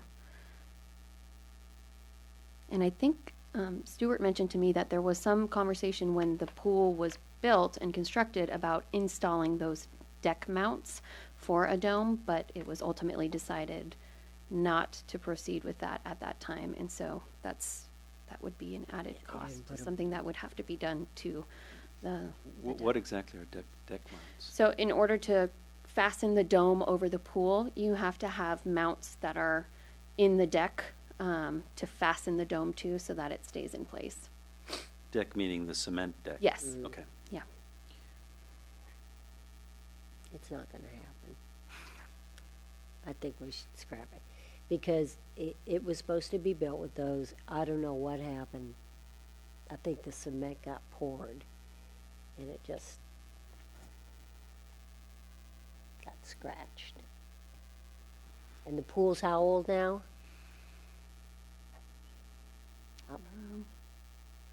Well, 15 years old. 15 94, years? 90. 15? I'm thinking about 15. Yeah, because it was after the ridge. Mm-hmm. I think it's about Oh. 15 years. It gets older. What's the demand for this? I don't think people are overly vocal about needing or wanting it during winter months. I think lap swimmers generally don't care because they're wet already in the pool and swimming. I don't know whether or not it would increase the potential for year-round swim lessons. That might be an area where you might see an increase in participation, but as far as lap swimming is concerned, they're not overly vocal about wanting it. And the storage thing is really an unknown thing. It'd have to be stored off-site, presumably. Right. And I can't imagine what a dome like that, how, do you bring? Pretty large piece of Yeah. equipment. Like the big tents that we bring out here for Yeah. the day in the park, that'd be it, except for it's all enclosed. Yeah. As it was, our design was taken off of Highlands, Mm-hmm. San Mateo. yeah, San Mateo, our exact thing, and they did it. Yeah. Well, it's another one of those things that increases the cost of the pool. Which is losing money It's not anyway. gonna Wanna happen. Do we think about taking this off? Yep, it's not gonna I think happen, take it and off. we'd have to build the All right, building let's next take it to off. the Lippman Field, Yep, I took on the Lippman Field, to store it. To me, that's not a priority. No, it's never gonna happen, So we're going to take that off. yeah, Yes. Okay. it's a waste. Next on the list is electronic signboards for the community park and ridge. And I still would like to see that, because especially during this rainy time, I and the saw wind it was blowing, today. Christmas is there back are up. so many there's paper all over the street. It's just, As staff, what do you guys think about this idea? Are it'd be you, easier. We probably shouldn't have that discussion. I'm not sure we should give our opinion. Yeah. I think, That's telling Okay, a I'm tale. I don't want to tell ya. sway the commission. It's, but but we're requesting your input. yeah. Personally, I mean, it was just said, the paper, we have really windy weather here. Yeah. We're lucky we don't have a ton of rain, but you've seen in the last few days, Yeah. I'm continually having to remake the signs every day. The paper's not cheap. It's not cheap at all. And I don't think the OSEC would be really happy to know the paper's flying off into the wilderness and we don't know where it's going. Well, there's an So, environmental it is. upside to going electronic Yes. or digital. Yeah. And is there, will there, if we did this, would there be some pushback from the community that likes the old, you know? Yeah. There will be. And it's my understanding that the signboard in the community park has some sentimental value to residents because I believe it was built or partially constructed by a resident who had strong ties to the community. I don't think that's the case. I'm confident that's not the case with the signboard at the Ridge, but I would anticipate that there would be some pushback from the community. Well, you should just keep the signboard and just put the electronic thing inside it. And there, Can you do it's that? both purposes. It still looks nice and quaint, and it has that, but you'll be able to read it, and it's easier to change. I'm sure that there's a way that you could keep some part of the existing framework Right. and modify it to accommodate I'm sure you an could. electronic sign. Yeah. And might I say from the person who actually makes the signs that there is a benefit to having the electronic signboard where we can put up everybody's signs all at once. Yep. Where now it's like people are fighting to get Oh, their signs because it could up. rotate. Because it could rotate, correct. And the $10,000 figure, is that for both of them, or is that each? The initial quotes that I got were about 5,000 each.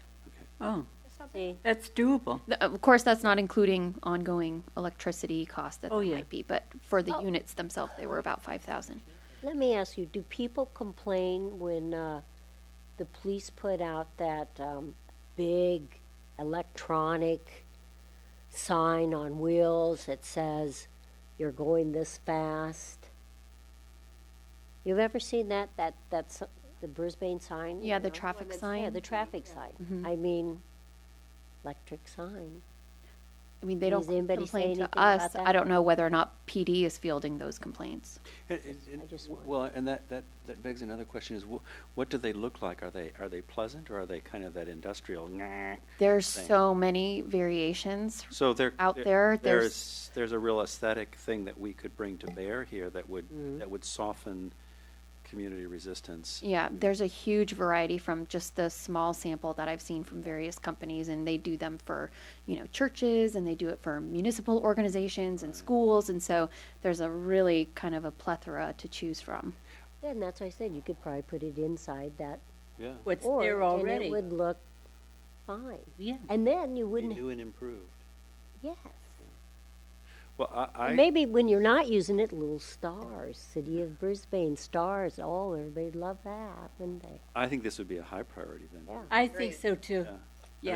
it's not a terribly expensive thing. Doable and. It's doable, cost-wise. Yeah, I agree.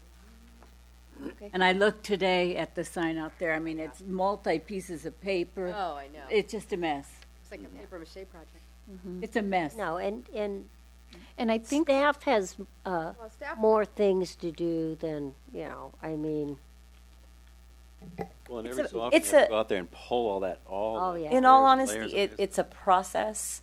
The printer, it's not like it's a digitized printer and it flies out in 5 seconds. It takes 20 minutes to print one sign. And then that's, the time here, and then it's the time of Terry or Linda, who's ever putting it up. They have to go down there and put it up and, and take them down, and there's a process involved in it. So it's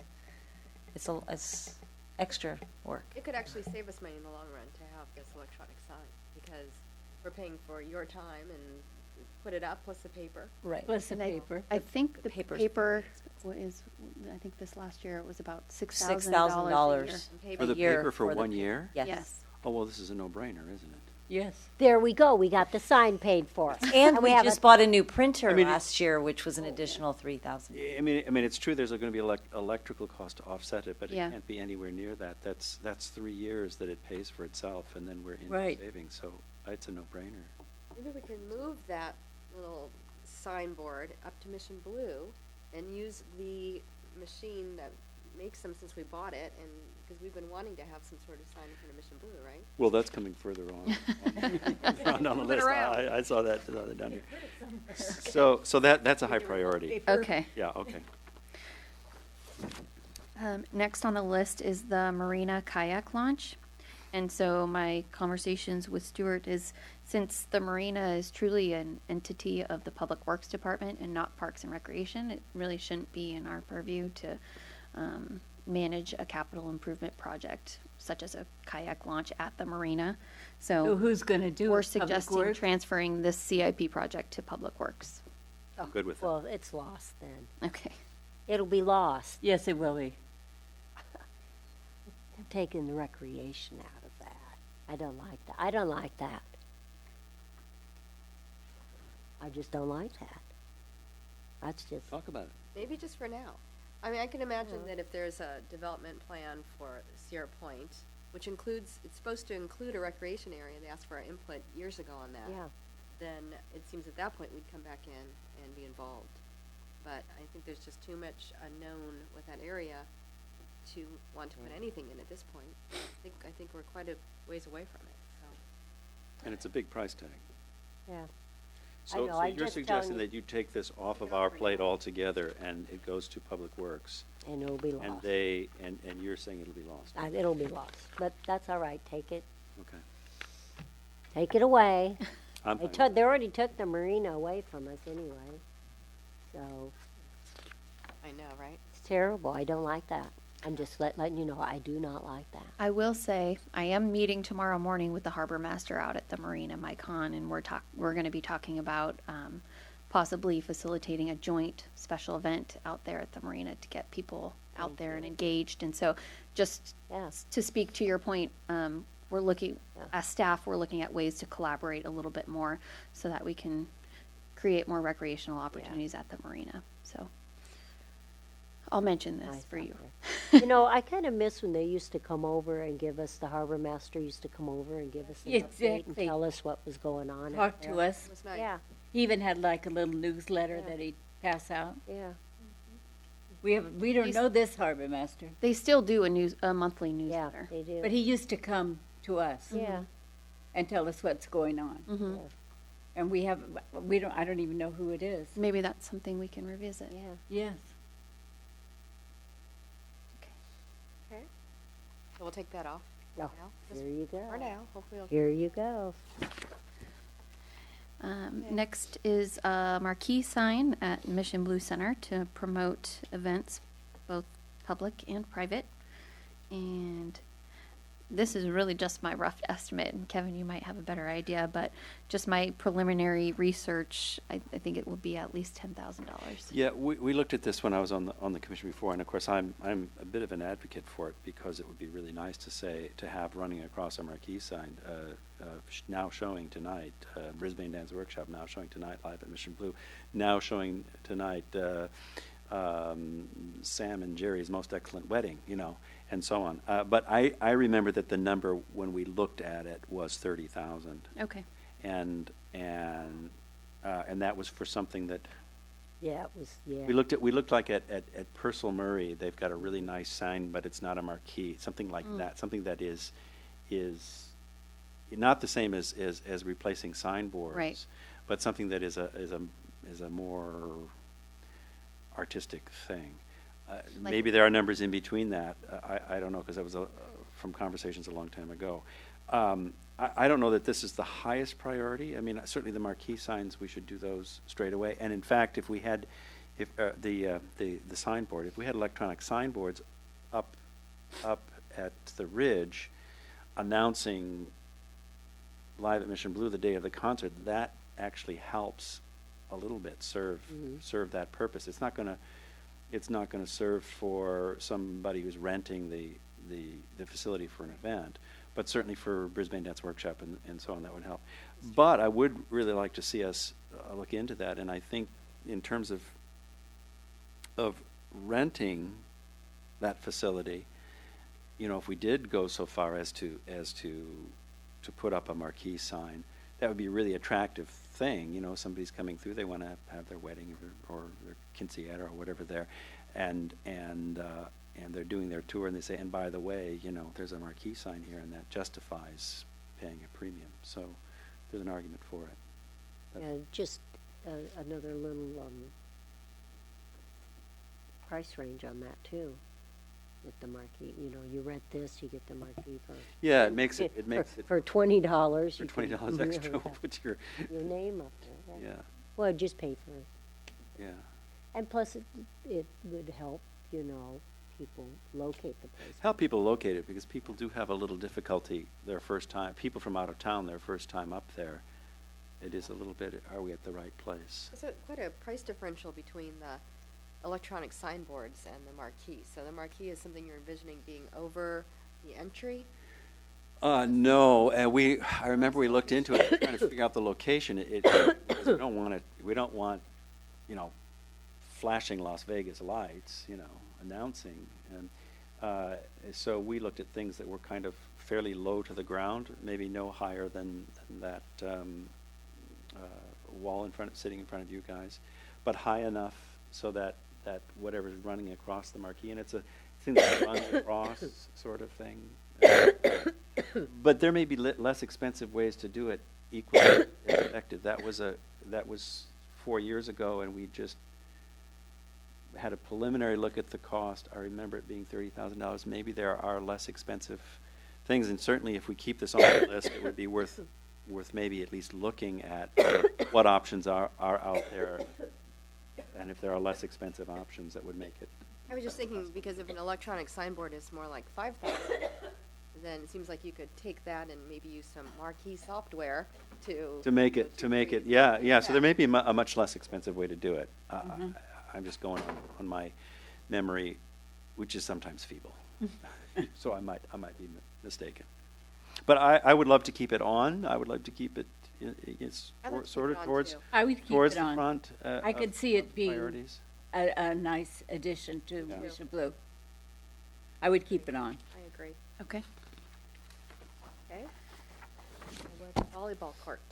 And lastly, installation of an all-weather volleyball court at Lippman School. And this came about following a conversation that Stuart had with the superintendent of the Brisbane Elementary School District as a follow-up to the conversation regarding the installation of the restroom at Lippman Field, and that they potentially would have grant funding to support the full cost of that project. And if that were to be the case, that they would ask the city to support through city funding, general fund, the creation and installation of an all-weather volleyball court. I didn't quite follow. Does that mean that they would split the cost? This would be another thing where they split the cost with us? My understanding of the conversation with Ronan was that if they paid for the full cost of the restroom, that they would ask for this in return. Oh, well, so that's a win-win.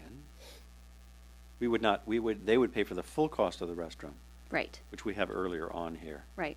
In exchange for, for this. And where will you put this? I think that he has a few ideas. The paved area behind Lippman School. Yeah. Actually, they're hoping to completely reimagine that area. Oh, Paved areas, but also sport areas Oh, that can okay. be used for different Uh-huh. purposes. behind the school. Behind the school. Okay, that's a good one. Yeah, Yeah. keep That's a that. good, Keep it. Okay. So that is both lists. Okay. And I think at this time, if we could circle back and kind of prioritize either the top 3 or top 5, that would be helpful. Sounds great. Also keeping in mind that we're adding one that's not on the list, which is the potential resurfacing and turf at the dog park. Okay.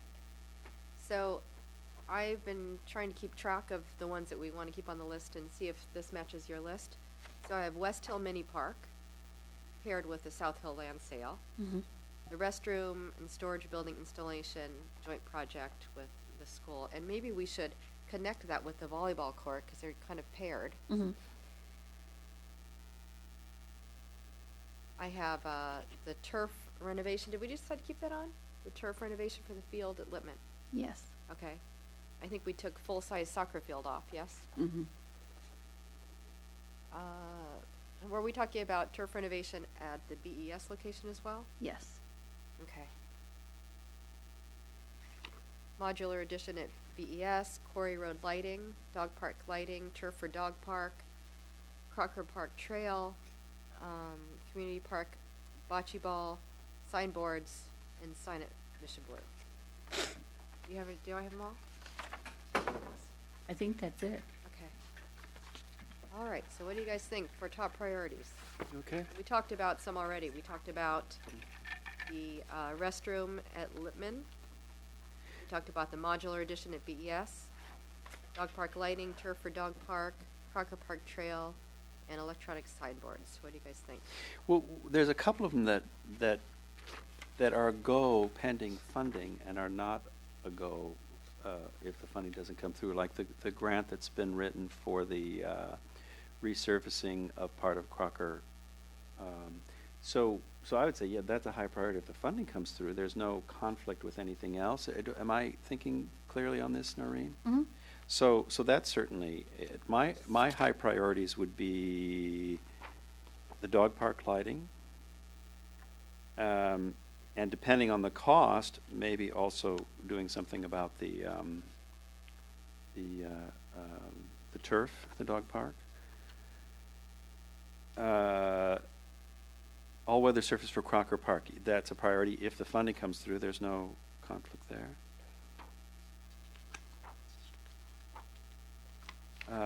Electronic signs, Definitely. I think that's a very high priority. Mhm.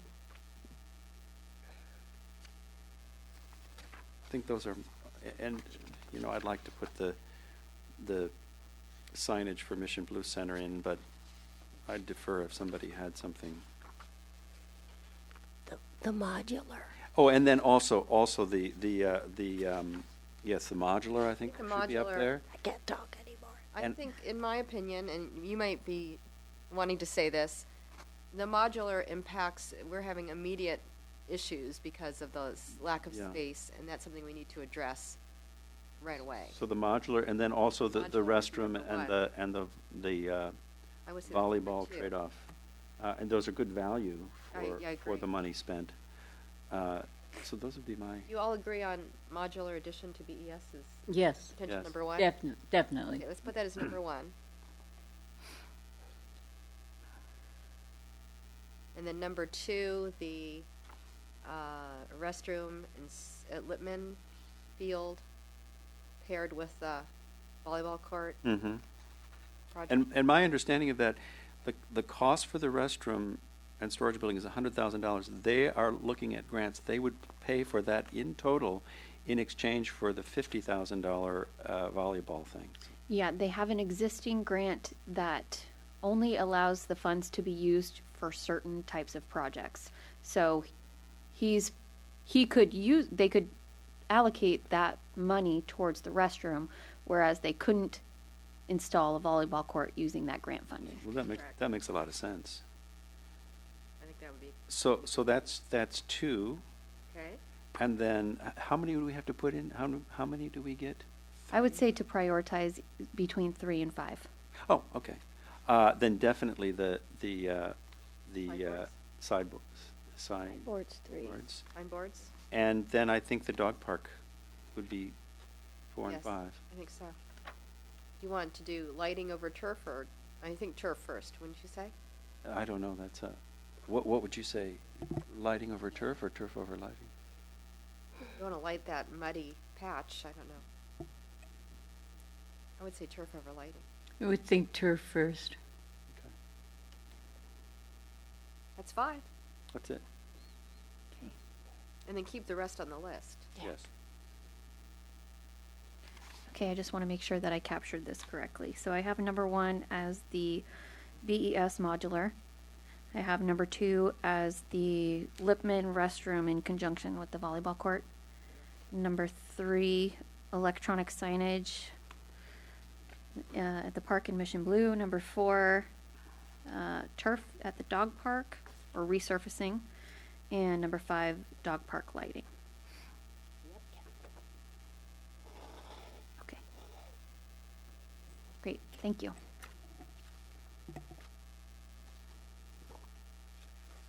Oh, they were so on the same page. That was easy to put together. Yeah. Great.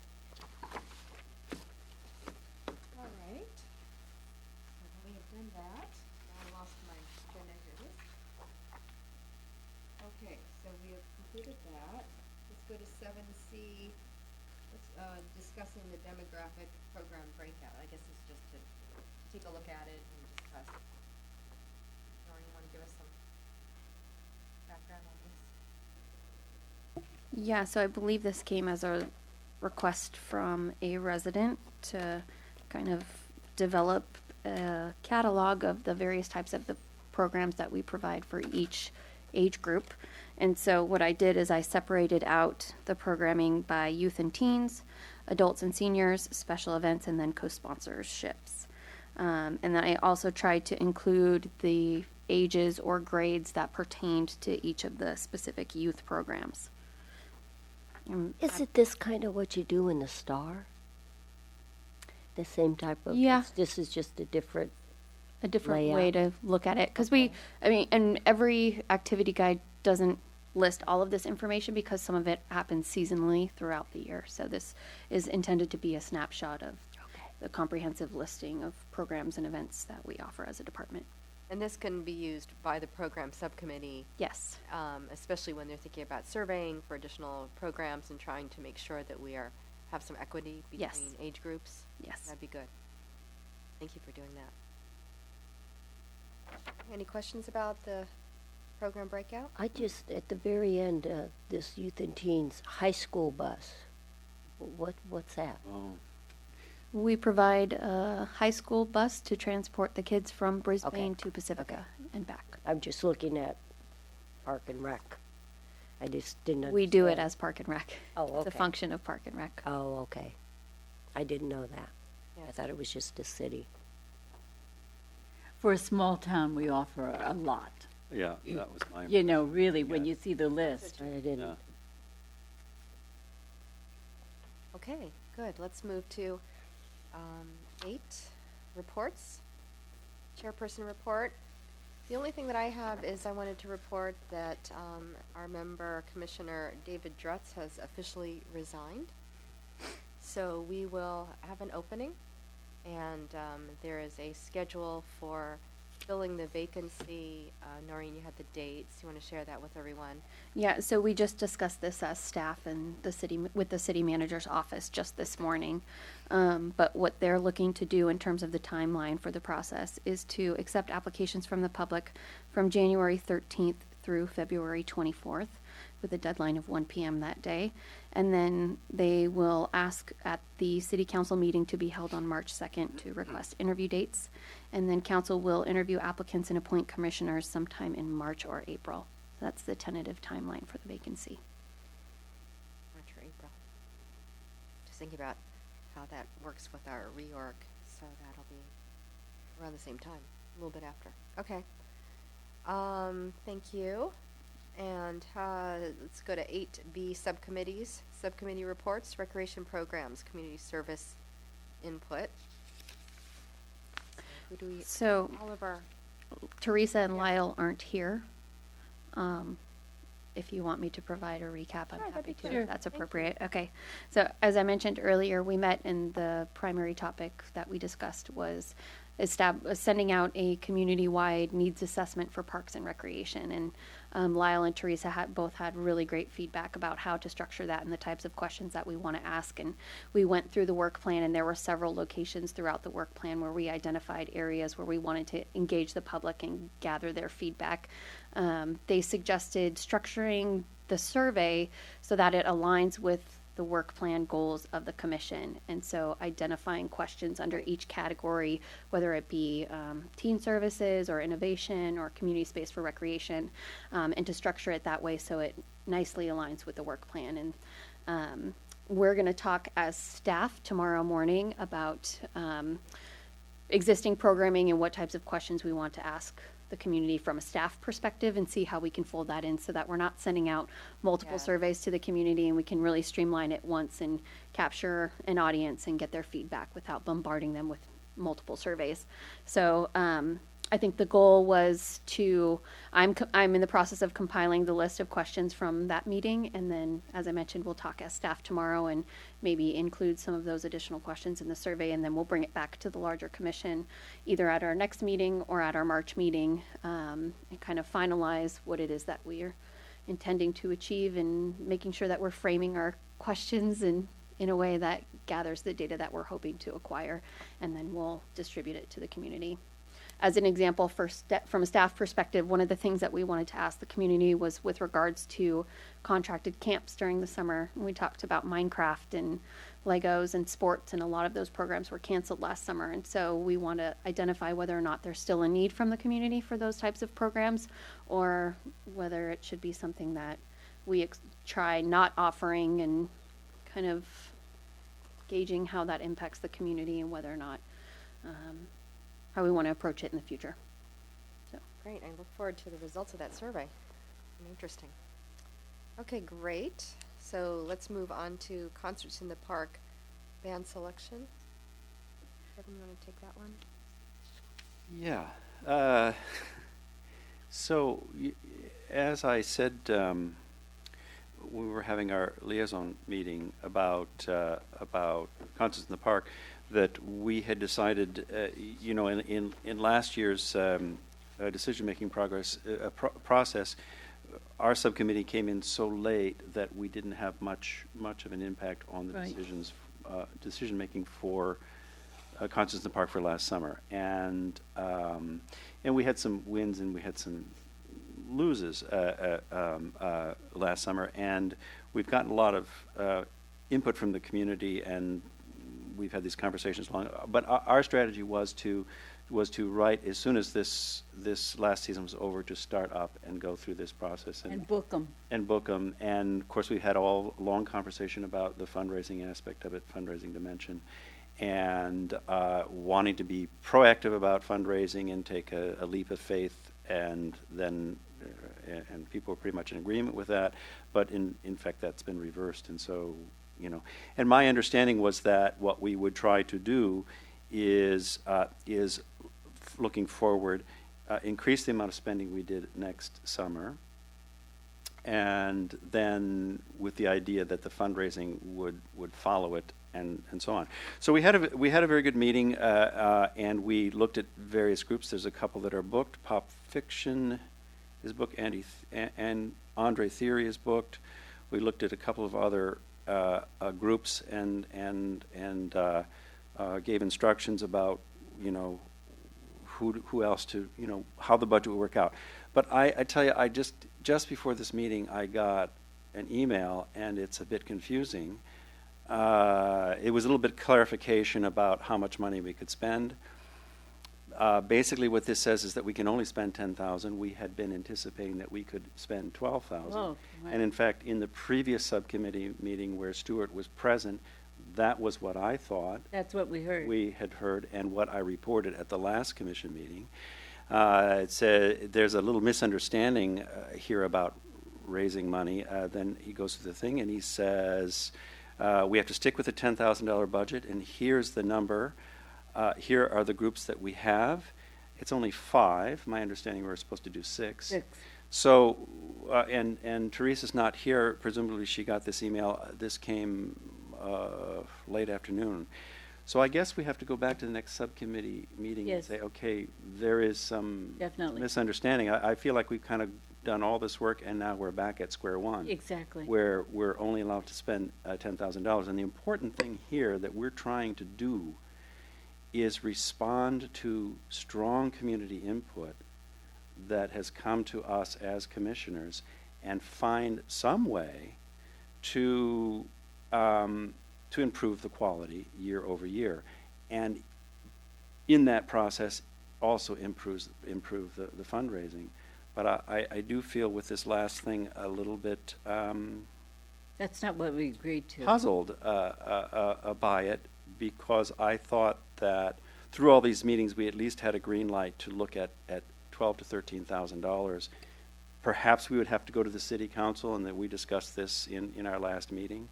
And this email comes back and says, we've got 5 things booked. They cost $9,900, and we can only spend $10,000, so we're done. We're 1 concert short by this.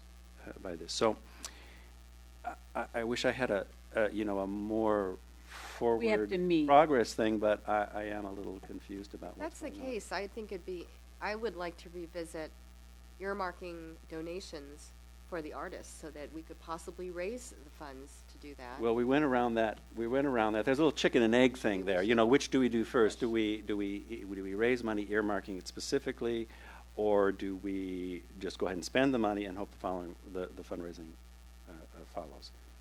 There's good arguments on both sides of the equation. I understand both sides of the equation, but I did think that we had settled on increasing the funding next year, and we were working on a budget and looking at bands of higher quality, 6 bands, and ways to do that within a $12,000 budget. And this email here says we will have to stick around the $10,000 budget. So It was a 12,000. yeah, so I don't know the number off the top of my head with confidence, whether it's 10 or 12. So let me take a look tomorrow and just confirm what that figure is so that the commission knows what they have to work with. Right. And then if we decide that we want to go and ask council for additional funds, then we can schedule to do that. okay. And I'll follow up with staff as well. Okay. May I ask, who are the other bands? You just named 2. Oh, the other bands we're looking at, and we're looking at these: Journey Unauthorized, Lost Found Dog, and Tom Rigney. And we also had talked about, when it's not on this list because it's expensive, about Foreverland. And in our conversation, we were looking at Journey Unauthorized is the other high-ticket band, although not as much as Foreverland. Right. And we were trying to see whether we could fit Both. Foreverland in favor of Journey Unauthorized. So we had to sort of reach out to Foreverland, see what their rock bottom price is, keep pursuing with Journey Were we Unauthorized. also looking at a Latino band? Yeah, it's not on here because there's only 5. There's only 5 listed on You here. couldn't get those Boys of Summer? They're too expensive. Sang They're too expensive Matiz. 'cause they're too Sang Matiz good. is the Yes. other band that had opened for Buena Vista Social Club, and we looked at their video, and they were really good. Things about them. Had no idea what their price tag was, so we had instructed staff to reach out to them and see, and I got sort of a little working budget here so we can push the numbers around and try to make the best decision for 6 concerts within a $12,000 to $13,000 budget, which was what we understood our green light was. But now I just got this email that is different, so we're puzzled and perplexed. I will find out and provide clarification. Thank you. And we should meet one more time. Yeah, we should continue meeting until we Tie it all have down. all booked and sorted Right. out. Okay, good. Thank you very much. That was interesting. So what are subcommittees that need to meet between now and the next meeting? So concert. Well, certainly Concerts in the Park should meet again, but Teresa's not here to get to look at a Okay, date. So we'll come up with a date. Mondays Okay. at what do we do? 5:30. Mondays at 5:30 seem to be good days for her. We could put something in and then check with her. Check with her. Yeah. What's your pleasure? Bonnie? Give me I don't like care. give me like 2 ideas that work for you guys, and I'll go back to her with those, and hopefully she can grab one of them. 23rd or the 30th? I don't care. So we'll give you 2 dates, the 23rd or the 30th.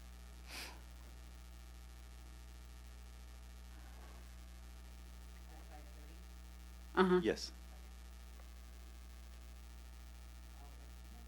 And we're meeting with the art next week. And Public Arts, we're meeting on the 17th. That's right, that's already scheduled. Does anything else need to meet?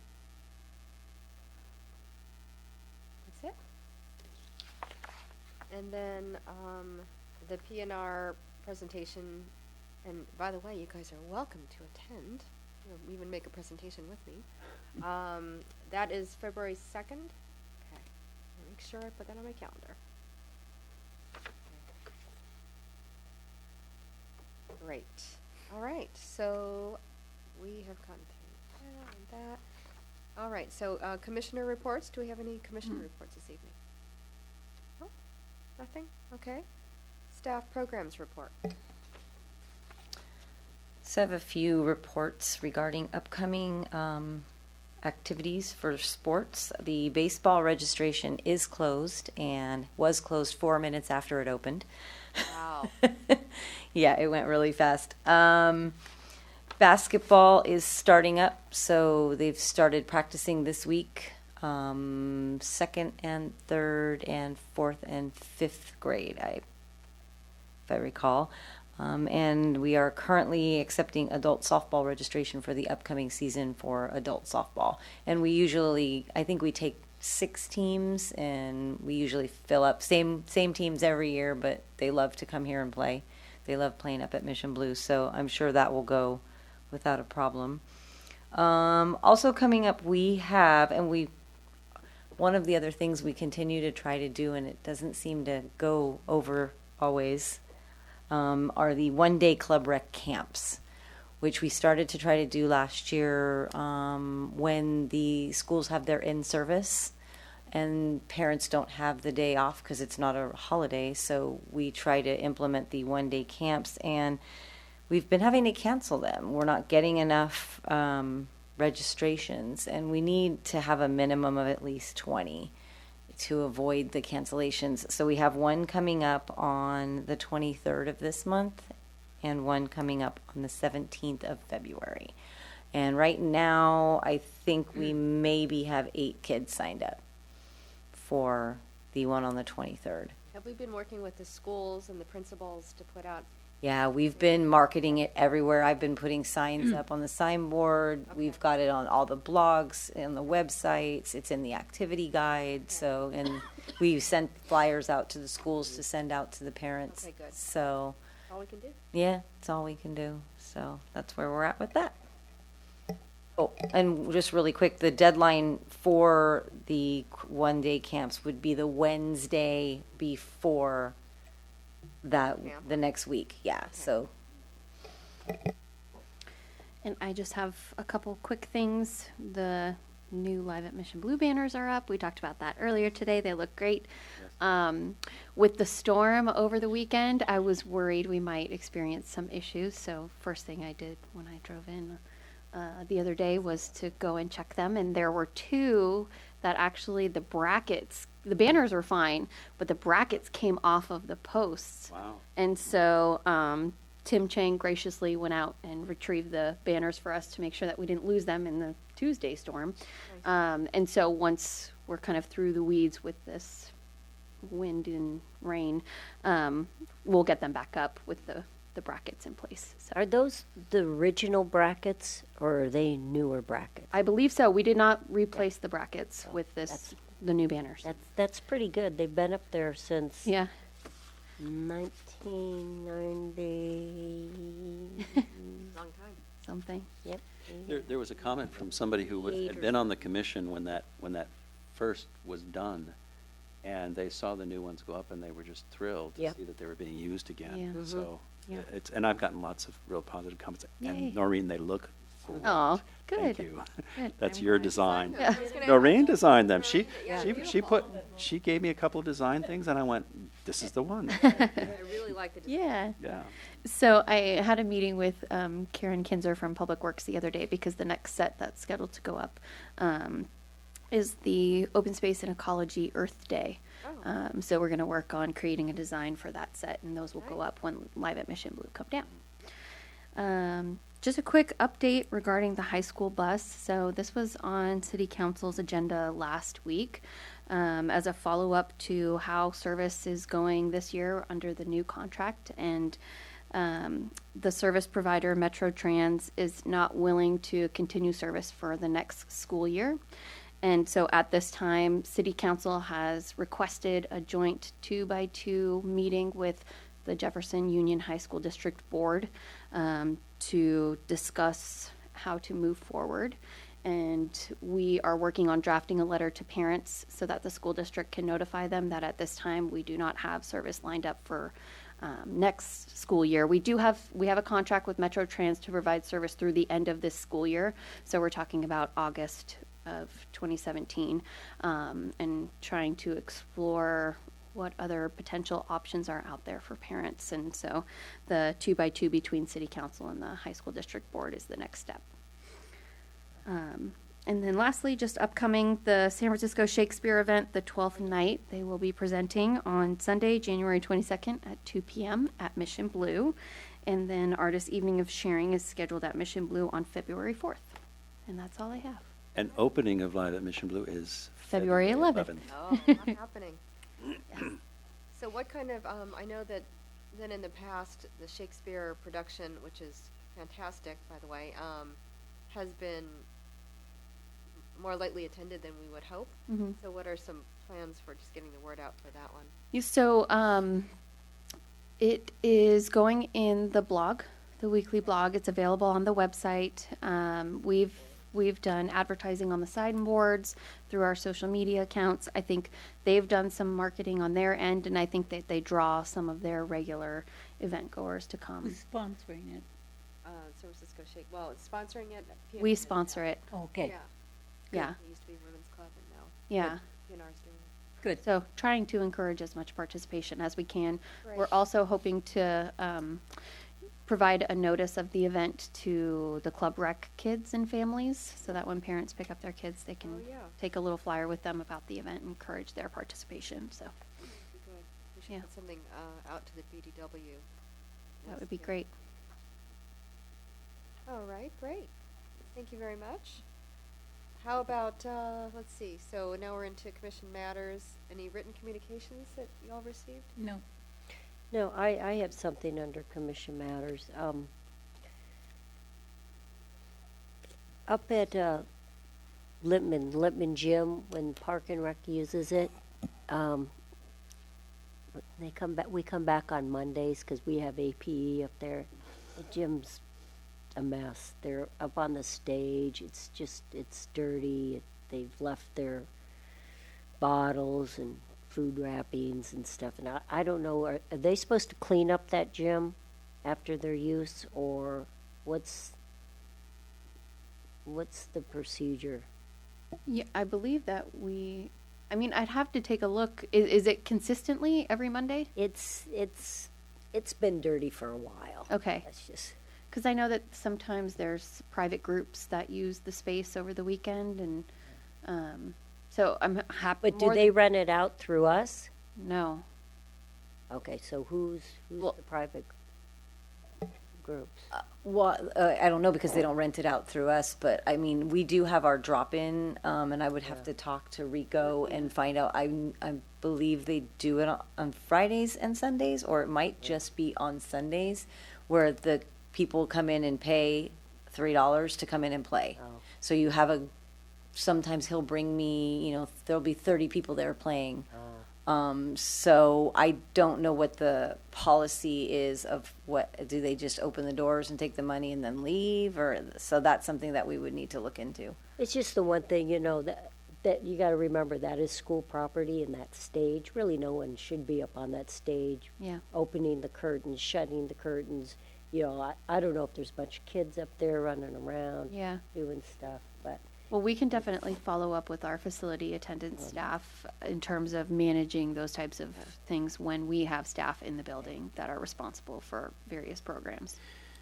Yeah, I also did have some communication, written communication regarding the naming of the skate park, from two different things, from two different sides of that conversation, and evidently there has been some conversation in the community about the naming.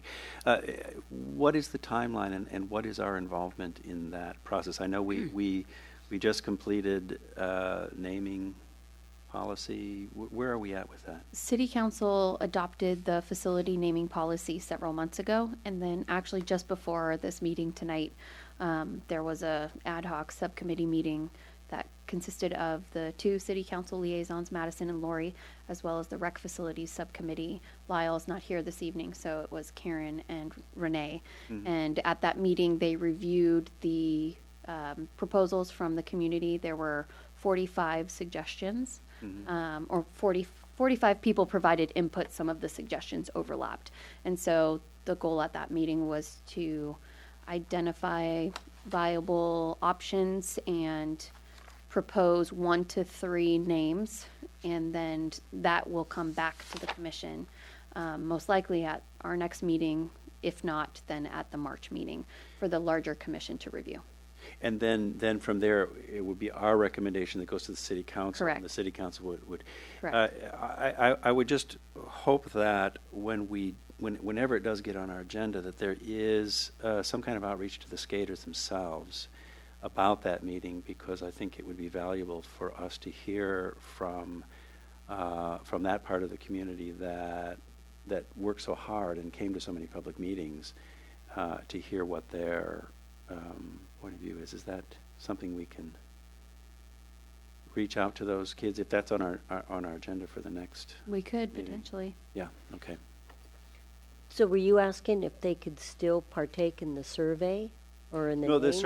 survey is done, and that was what you were discussing. Closed today. It's closed today. Yeah. Yeah. No, but when it comes up for us to discuss, and presumably there'll be other members of the community as well. But I just wanted to make sure that their voice doesn't get lost in the decision-making process.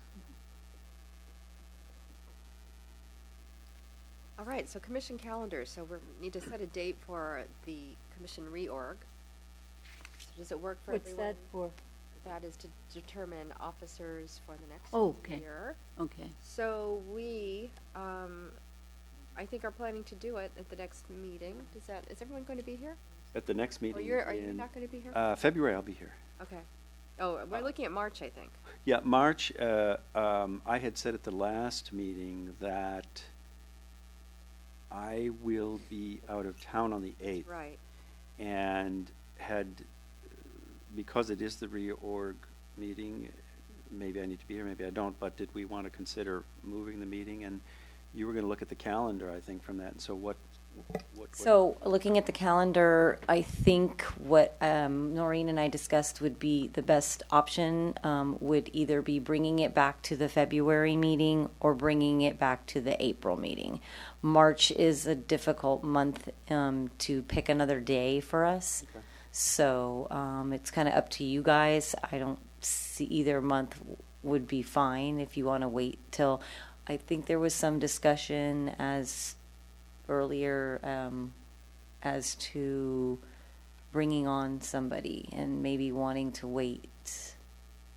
For the new person? Yeah, I don't know. So If we that's wait- kind of whatever you guys decide. If we waited till April, would the new commissioner be on board by then?